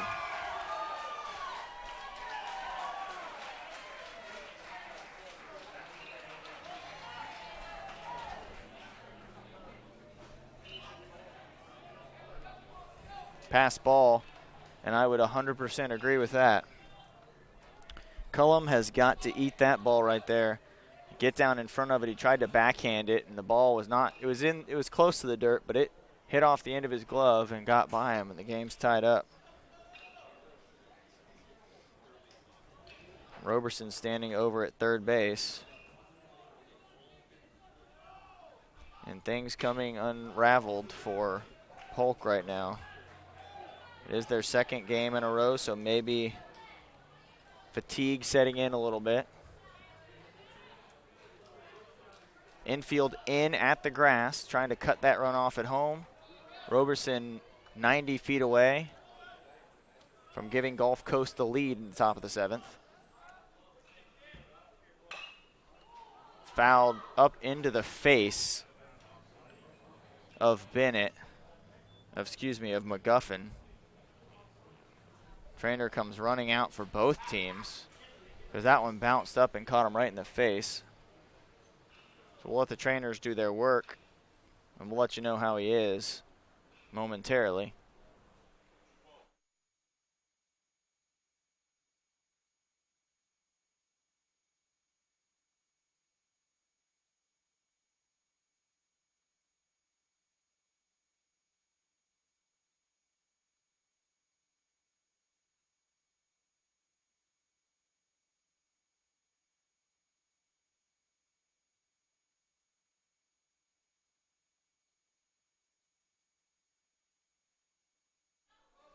Well, McGuffin's going to tough it out. No surprise. Took one off the cheek, it looked like. Bounced up and hit his cheek, then hit the brim of his helmet. McGuffin back in. 4-4. Ball high, 2-2. Gulf Coast dugout with some life.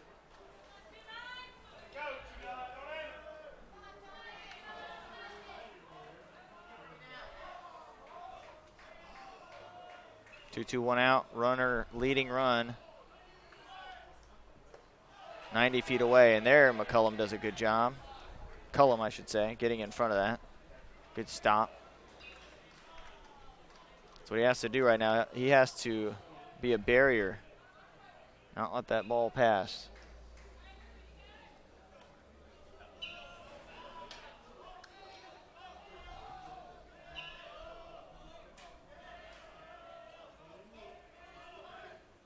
Swing and a miss. Strikeout of Bowen McGuffin.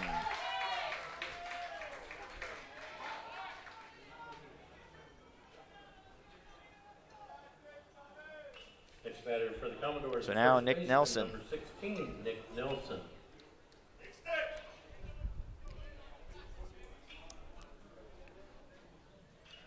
You better be careful with Nick Nelson. They do have a base open with Bennett on deck.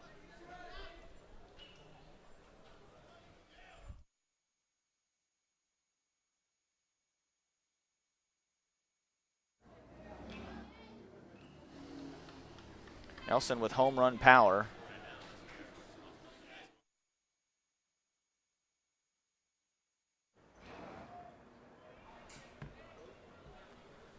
Nelson can drive the ball out of the ballpark at any time. Fouls it back, now it's 0-2. Well, Romero should not be giving him anything in the middle of the plate right now, or the rest of the at-bat with a base open. Make him earn this.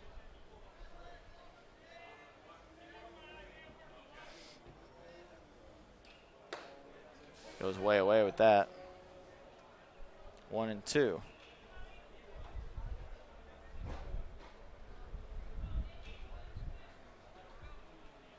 We hope you've enjoyed the broadcast. Make sure you subscribe to the FCSAA YouTube channel. The games will be there.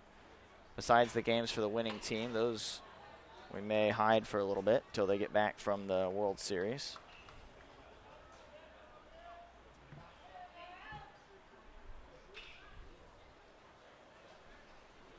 Two pitch, 2 outs.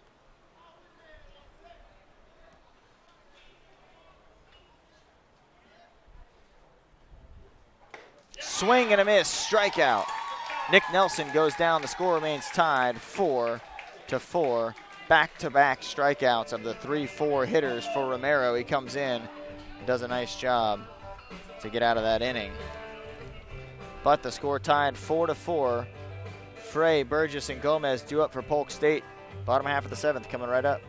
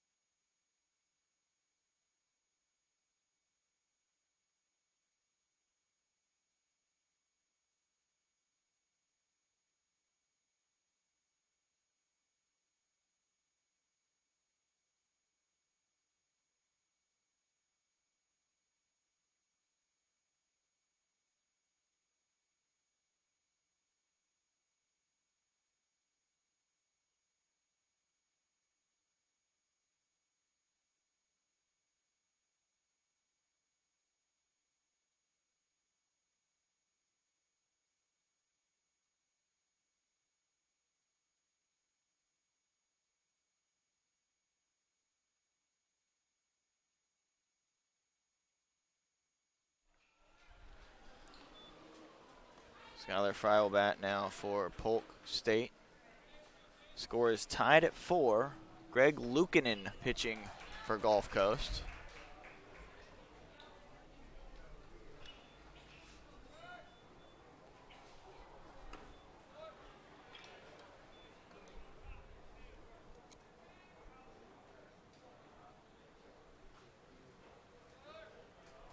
Pitch from Luukkonen. Fry hits that one pretty well out to left, but caught out 15 feet in front of the fence for the out. So top of the order now, Cody Burgess, followed by Yason Gomez for the Brings Eagles. up the second baseman, number 10, Cody Burgess.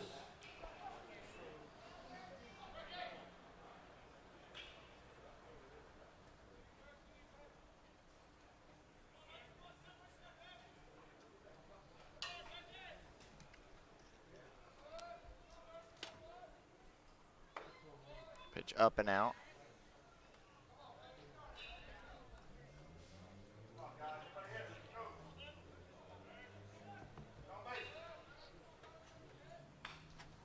Burgess fouls it straight back, 1-1 count.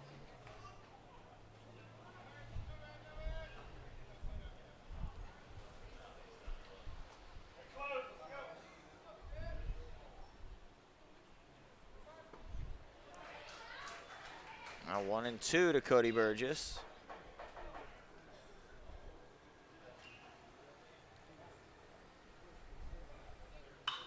Burgess fouls it off to the right, off the netting.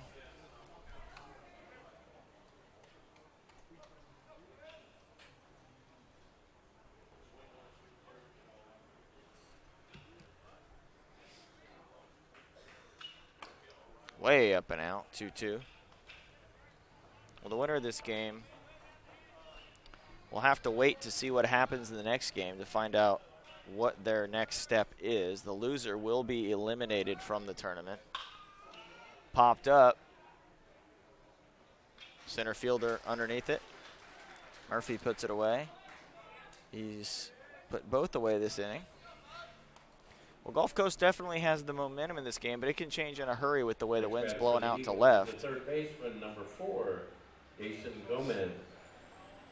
And now Yason Gomez, one swing of the bat could give either team the lead.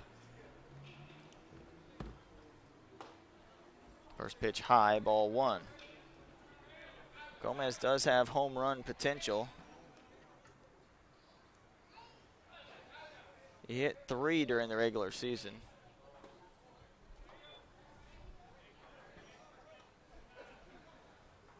Dewart had 7 and Bierman had 10. Those are the next 2 guys on deck. They will get another turn at bat, whether it's this inning or next. Love to get a runner on in front of them. Breaking pitch in there first, right?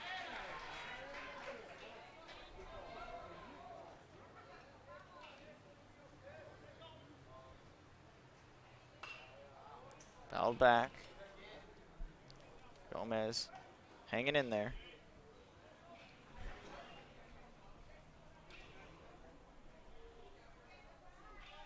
Four, bottom 7. Gomez out to left, hit well, off the fence, the bottom of the fence. Throw comes in, and a head-first slide from Gomez, a 2-out double. And the go-ahead run out at second with Dewart coming to the plate. Brings up the left fielder, number 27, Zach Dewart.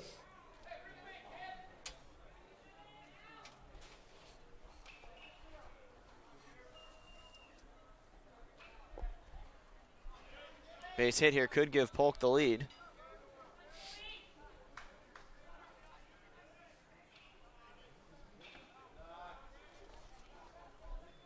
First pitch down. Dewar to look for something he can handle.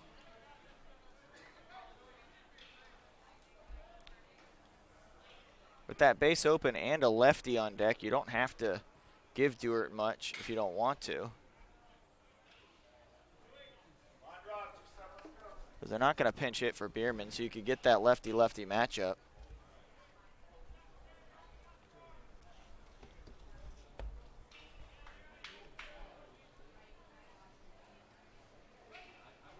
1-1 pitch coming to Dewart.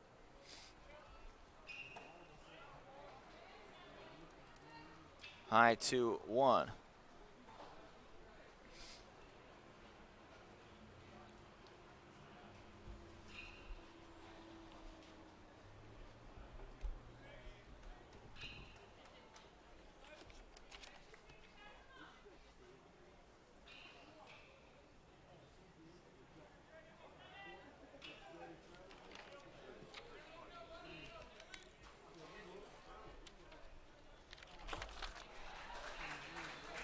On 2-2.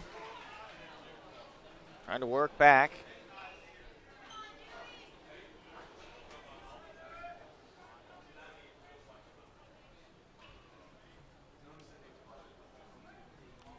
Two pitch coming to Dewart from Luukkonen.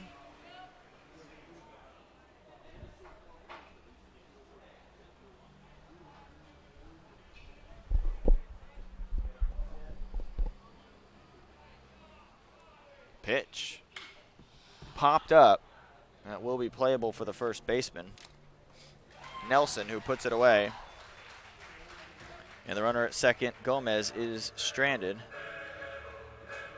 So we're going to the 8th. Score tied. Jonathan Bennett, Alec Wisely, and Brady Bell due up for the Commodores when we return to the 2016 FCSAA Tournament live from Henley Field in Lakeland.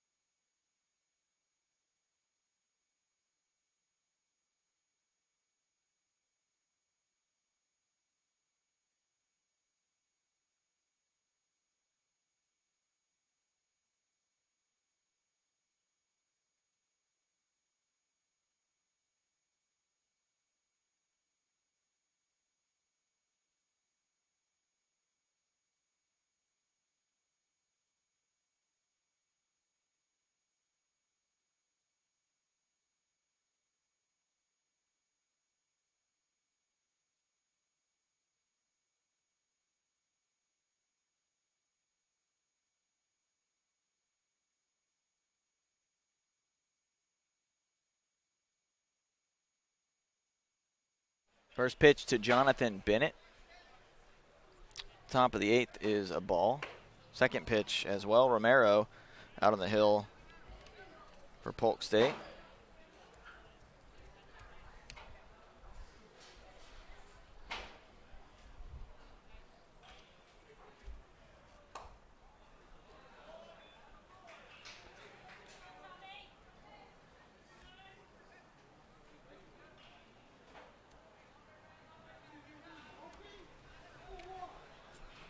And they're not on the same page after that 3-0 pitch, and so Cullum will go out and have a talk.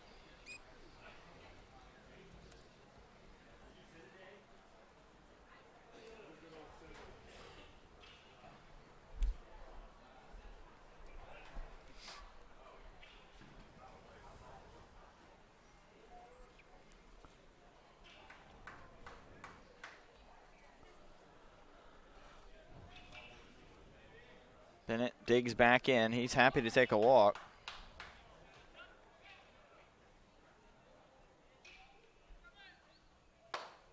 Strike on the outside corner. Close pitch.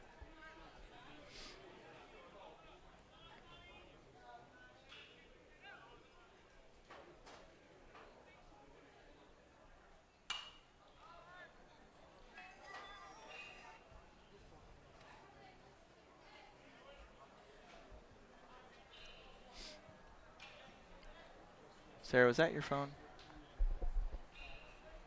Nice ringtone there. Now we've all had our phones go off here while we've been on the air. That one fouled off by Bennett, now 3-2.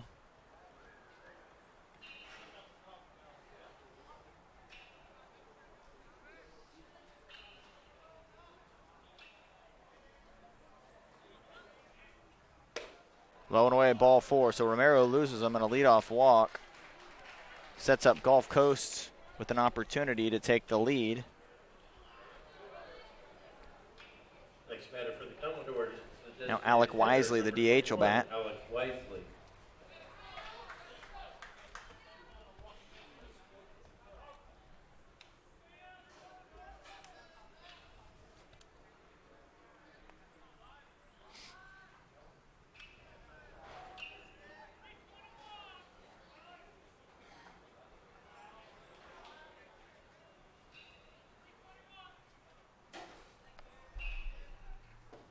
Wisely takes the first pitch down low. Romero now struggling to throw strikes a little bit.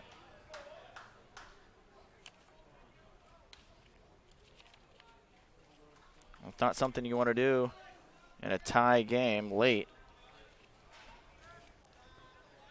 Free passes will come back to get you. Runner goes, and the ball gets through. Bennett going to get all the way into third, standing, and now the go-ahead run is at third base. So a stolen base and a wild pitch, the call.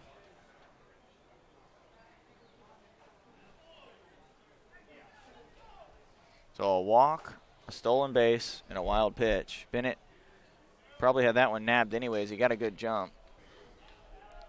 Well, the Santa Fe Saints are back here at the ballpark. Chipola College came in a few minutes ago, and those two teams will be ready to go about 40 minutes after the conclusion of this game, after they get the field all manicured and sprayed down with water and ready to go. Pitch down, and Cullum has got to be a brick wall back there. He has to keep it in front of him. 3-0. There is activity in the bullpen over on the third base side for Polk State. That's ball 4. One misses down and in.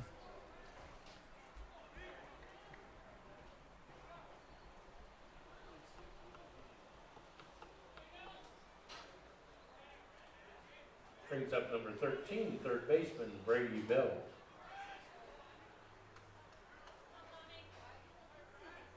Brady Bell will bat with runners at first and third, nobody out. Go ahead run 90 feet away in the form of Jonathan Bennett. He walked, stole a base, and got to third on a wild pitch.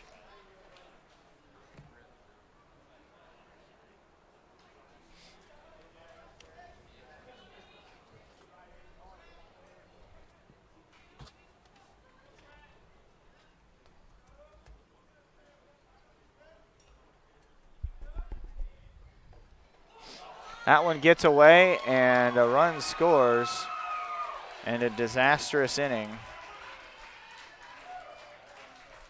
has gotten worse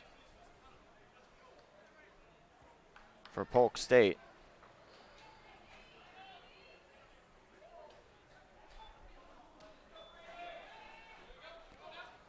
Well, Romero and Cullum have not been on the same page. Romero throwing the ball all over the place, and Cullum not able to stop a lot of them.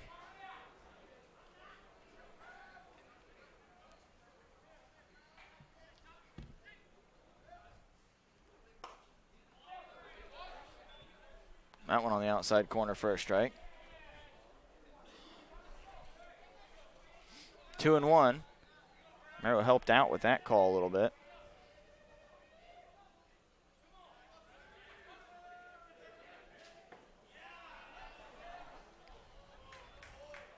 Three and one. Can't imagine Romero is still in the game if he allows a walk right here. Could be his last batter regardless.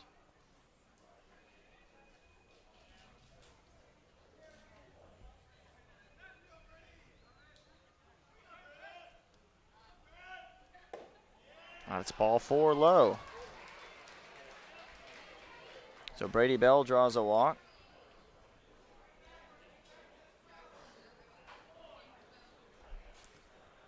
And now runners at first and second with Right fielder Calzado number batting. 15, Carnegie Calzado.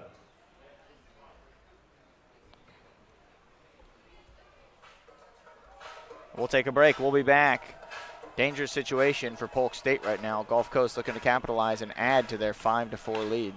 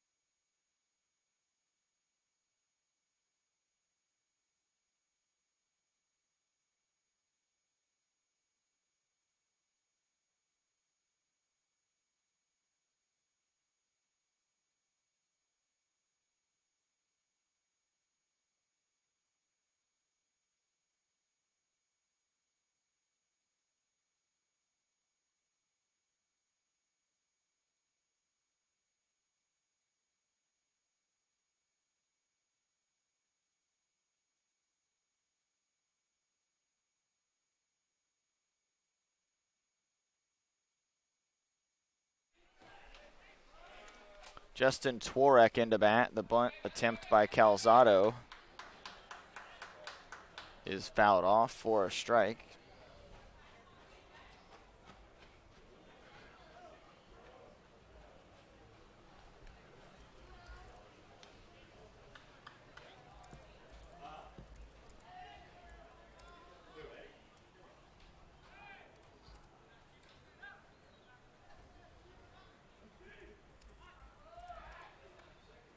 Throw back to second, nothing doing.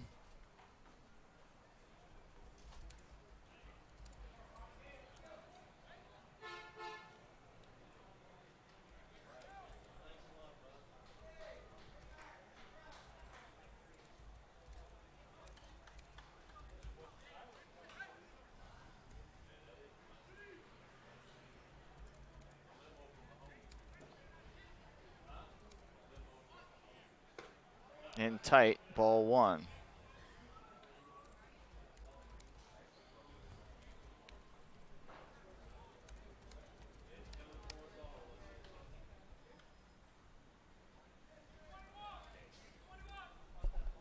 1-1 count. Pitch coming. Calzado ready. Oh. There it is. Calzado drives one out to center. That one is hit well. Runner will tag from second. They'll cut it off and hold the runner at first. Calzado with a productive out moves the runner to third base, and now a fly ball would get in an insurance run.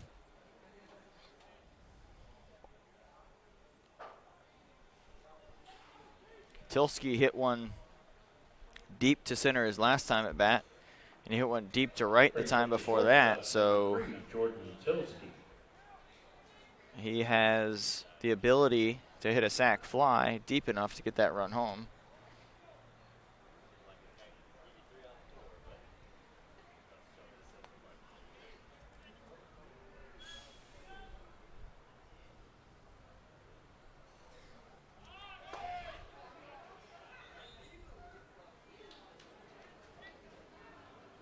Oh and 1.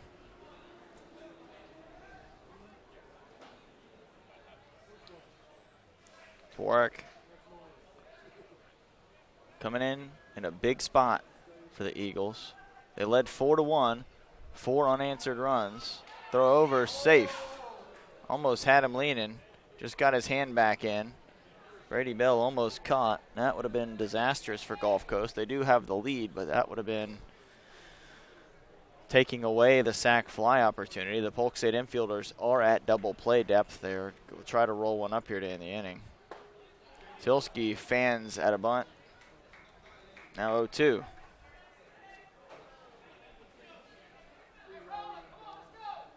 Got to just catch the ball with the bat.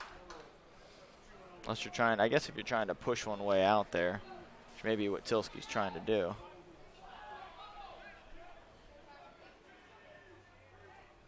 Swing and a miss, slider. Put away pitch. And not a great at bat with a runner at third by Tilsky. He's upset with himself. Brings up the center fielder, number 6, Austin Murphy. Austin Murphy now with a chance to knock that run in from third.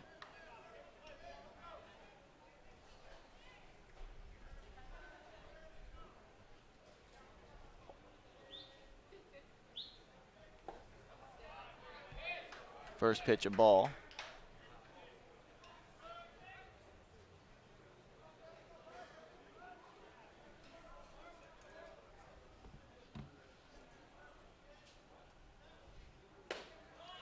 That one's a strike on the outside edge.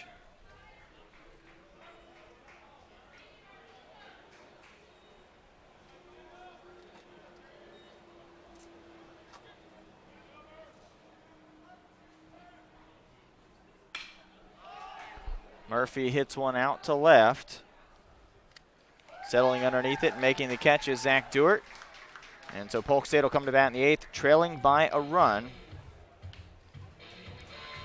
They'll be sending to the plate Bierman, Cullum, and Workin. When we return, Polk State try to get that run back.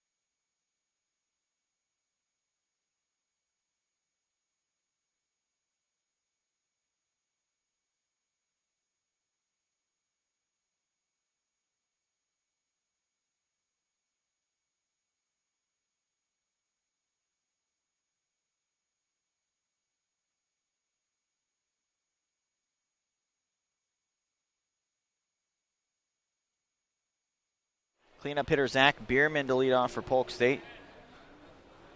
Gulf Coast has come all the way back from a 4-1 deficit to take a 5-4 lead. Pitcher for the Commodores is still Greg Luukkonen out there. Brings up the catcher, number 32, Isaiah Cullum.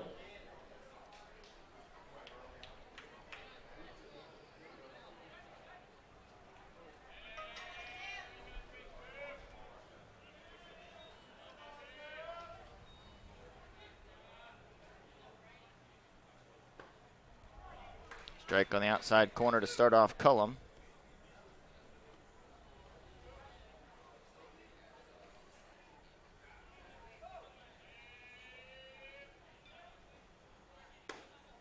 Pitch up and away, ball one.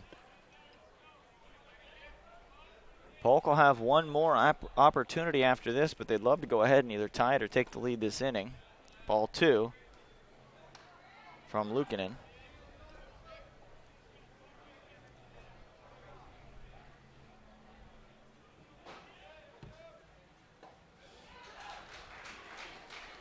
That's a swinging strike two, and now the count is even at 2 apiece.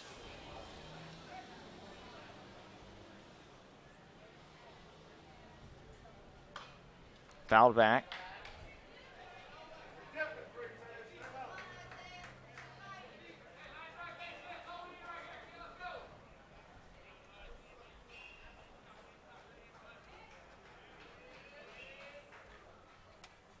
Pitch up and away, full count.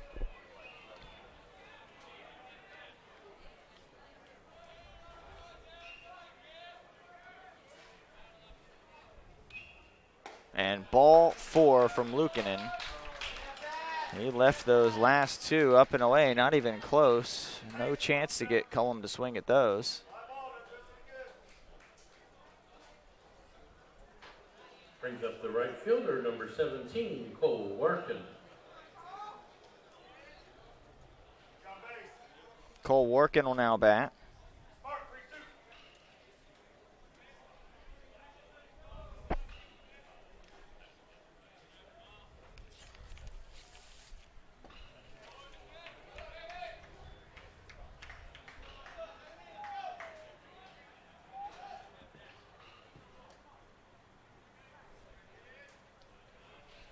Workin batting with a 1-0 count. Runner at first. Now 2-0, and Bennett will walk out to have a talk with Luukkonen. Well, you just got the lead. You don't want to give it right back, with walks especially. Free passes will kill you late in the game. Well, the pressure does start to build, and even these guys have been playing baseball their entire lives. You get into a situation where the pressure is so great that maybe you don't start following through. You start thinking a little bit too much. Think, well, what if I do this? If I screw this up or I mess this up or whatever. You know, and you can't think about it like that. You got to take it one pitch at a time. Work, keep your fundamentals, keep your arm slot. Some of these pitchers will start to let their arm drag as they get tired, and that's ball three.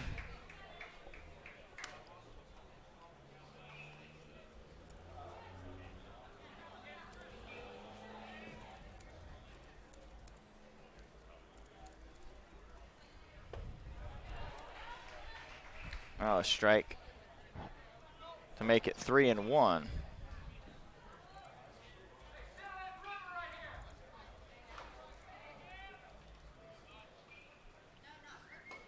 Up and away, ball four.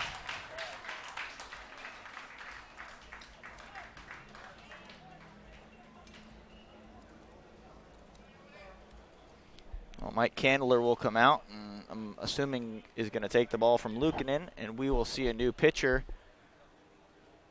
when we return. We'll be back right after this.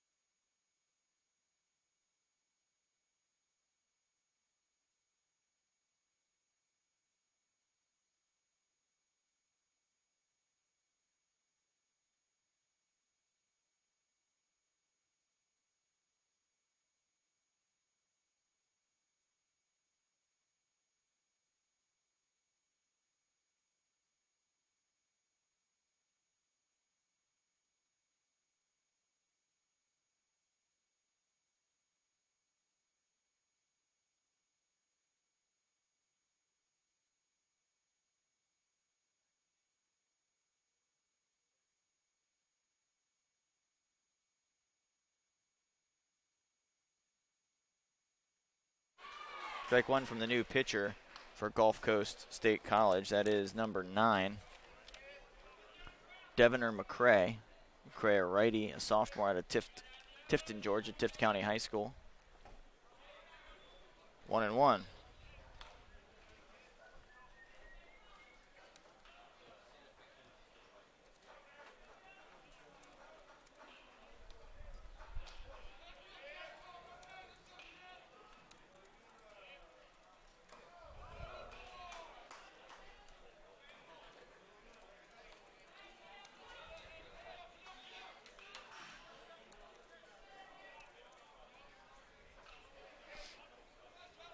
Two and one count now to Strzelecki.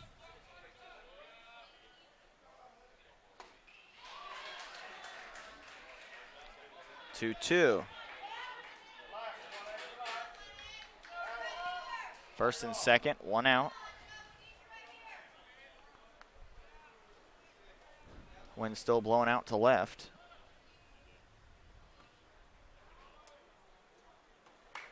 Way up and out. Bennett to come out of his crouch to get that one.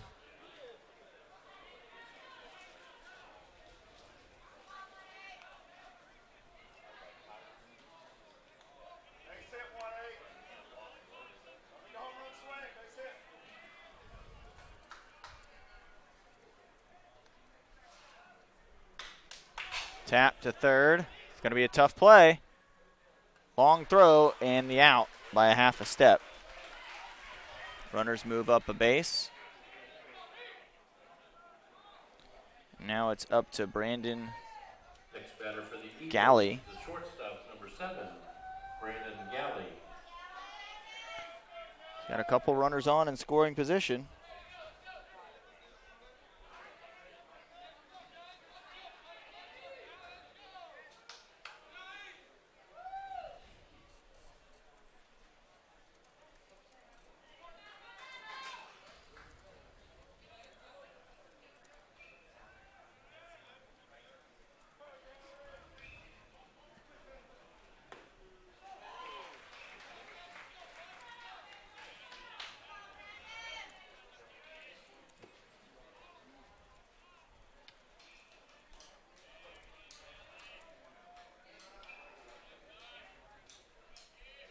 Galley 0-1.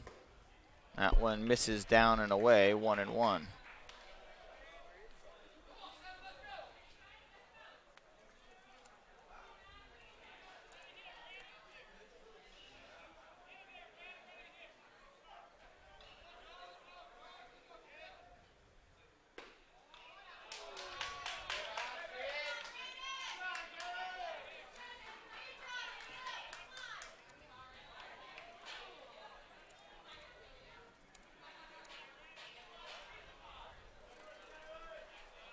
Two-one pitch. Galley pops it up into foul territory. Nick Nelson, that was actually in fair territory. So Nelson catches it in fair territory. And a good pitch by the reliever, Devener McCray, to get that out. So we'll go to the 9th. Gulf Coast trying to get some insurance runs. Polk State trying to hold them right there. We'll be back with the final inning after this.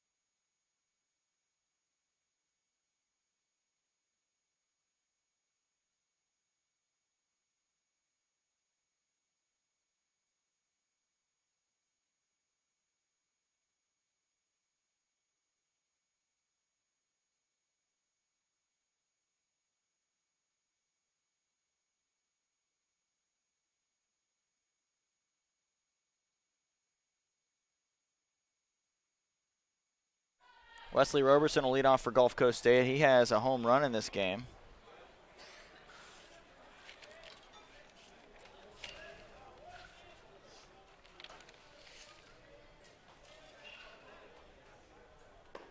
That was back in the 5th. And 1-0 from Chad Tworek.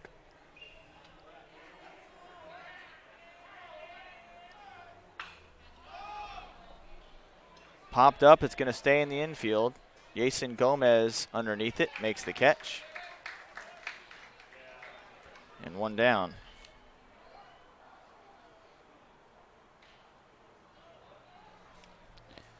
Bowen McGuffin. Left fielder number 2, Bowen McGuffin. Guffin will bat.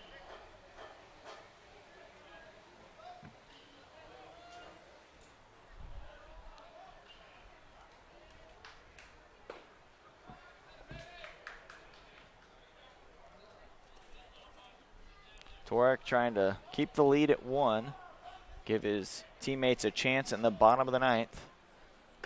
Swing and a miss by McGuffin.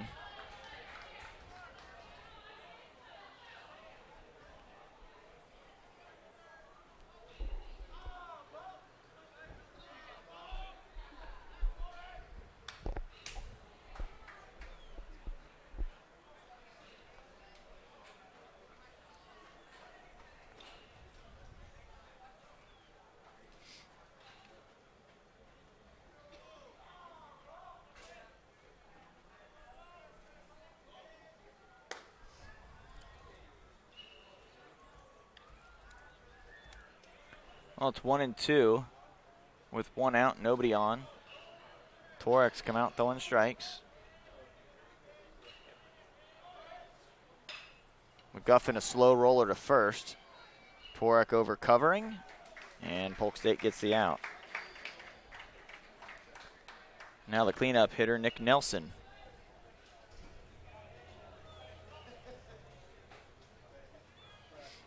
Next batter for the Commodores is the first baseman, number 16, Nick Nelson.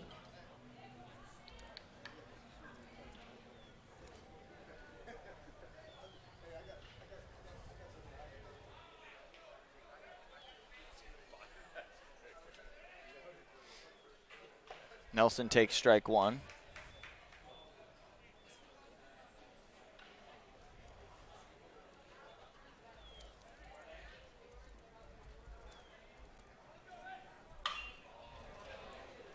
That one hit out to left. It's going to stay in the yard, and the out is made by the left fielder, Dewart. So it's come down to this. Polk State needs a run. They're going to stay in this game. Gulf Coast can win it if they can hold it right here. We'll be right back with the bottom of the 9th. Don't go anywhere.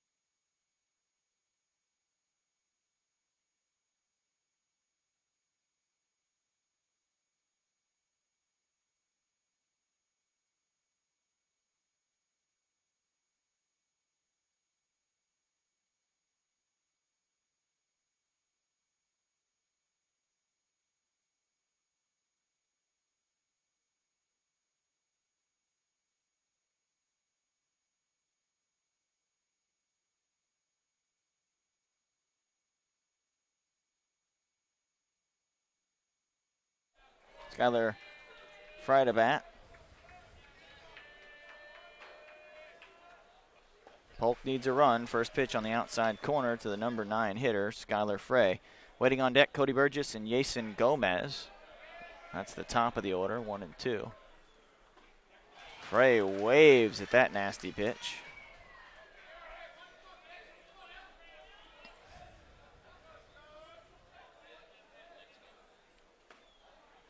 Just off the outside edge, 1 and 2.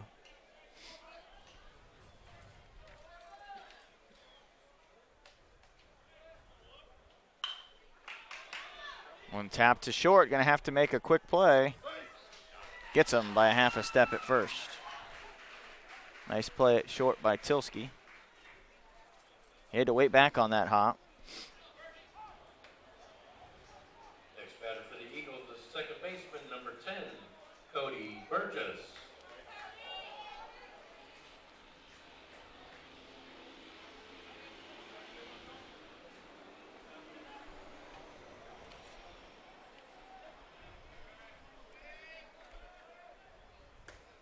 Outside corner, first pitch strike to Burgess.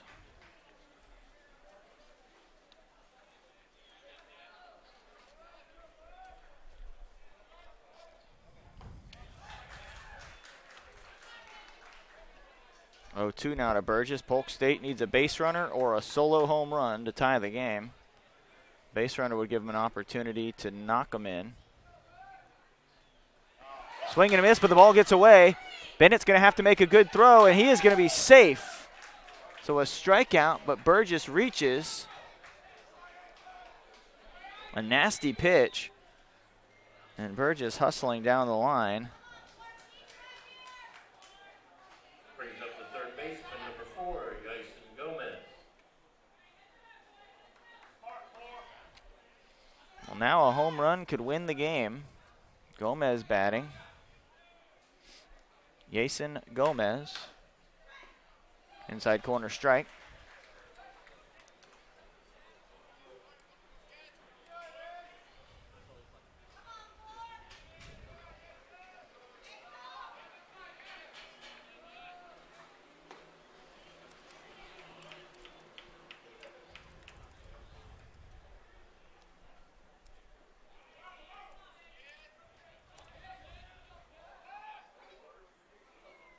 Back into first.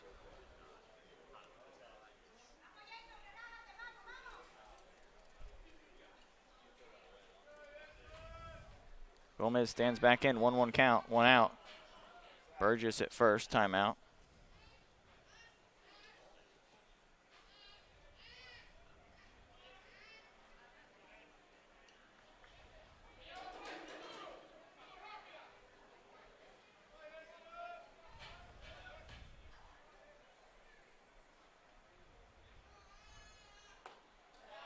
Down, ball 2.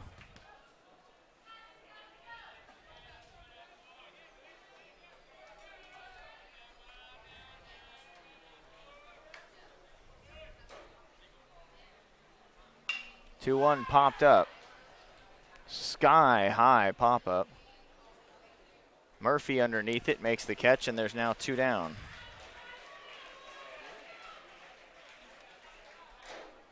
And the Polk season is down to Zach Dewart. Next batter for Polk State is the left fielder, number 27, Zach Dewar.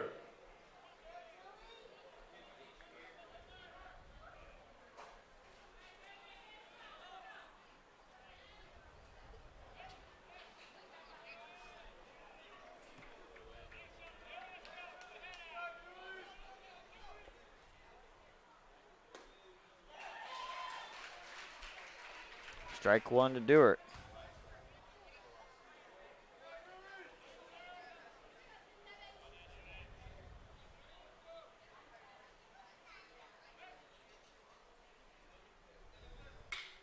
Dewart pops one up. That should get out of play. Nelson hustling after it, and it hits off the screen.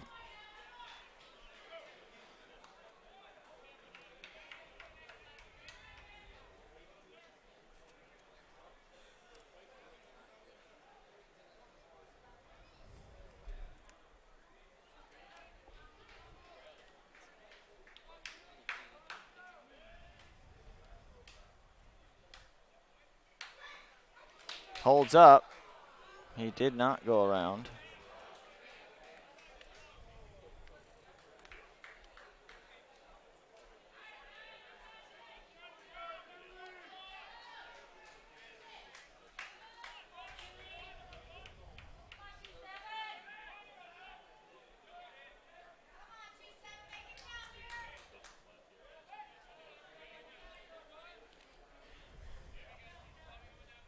1-2 pitch to Dewart. Swing and a miss. Ball in the dirt. Tags him out. Ball game over. Gulf Coast State wins. Polk State has been eliminated from this tournament. Gulf Coast will now wait to see what happens with the Chipola Santa Fe game, which is coming up in about 40 minutes at 5:40. Well, great season for Coach Al Corbeil and the Polk State Eagles. It doesn't end the way they want it to, but a good season nonetheless with a Suncoast Conference championship for the 3rd straight year. And it's a tough tournament to win. Only 1 out of 10 teams is going to win it. 2 more are still going home. Santa Fe, the last remaining undefeated team, they are not out no matter what happens in this next game, but they can take Chipola out. That's going to do it for this broadcast. Thank you for tuning in. We will see you in about 40 minutes for Santa Fe and Chipola. I'm Scott Jamison for Tyler Allen and Sarah Shira on the camera. We'll see you next time.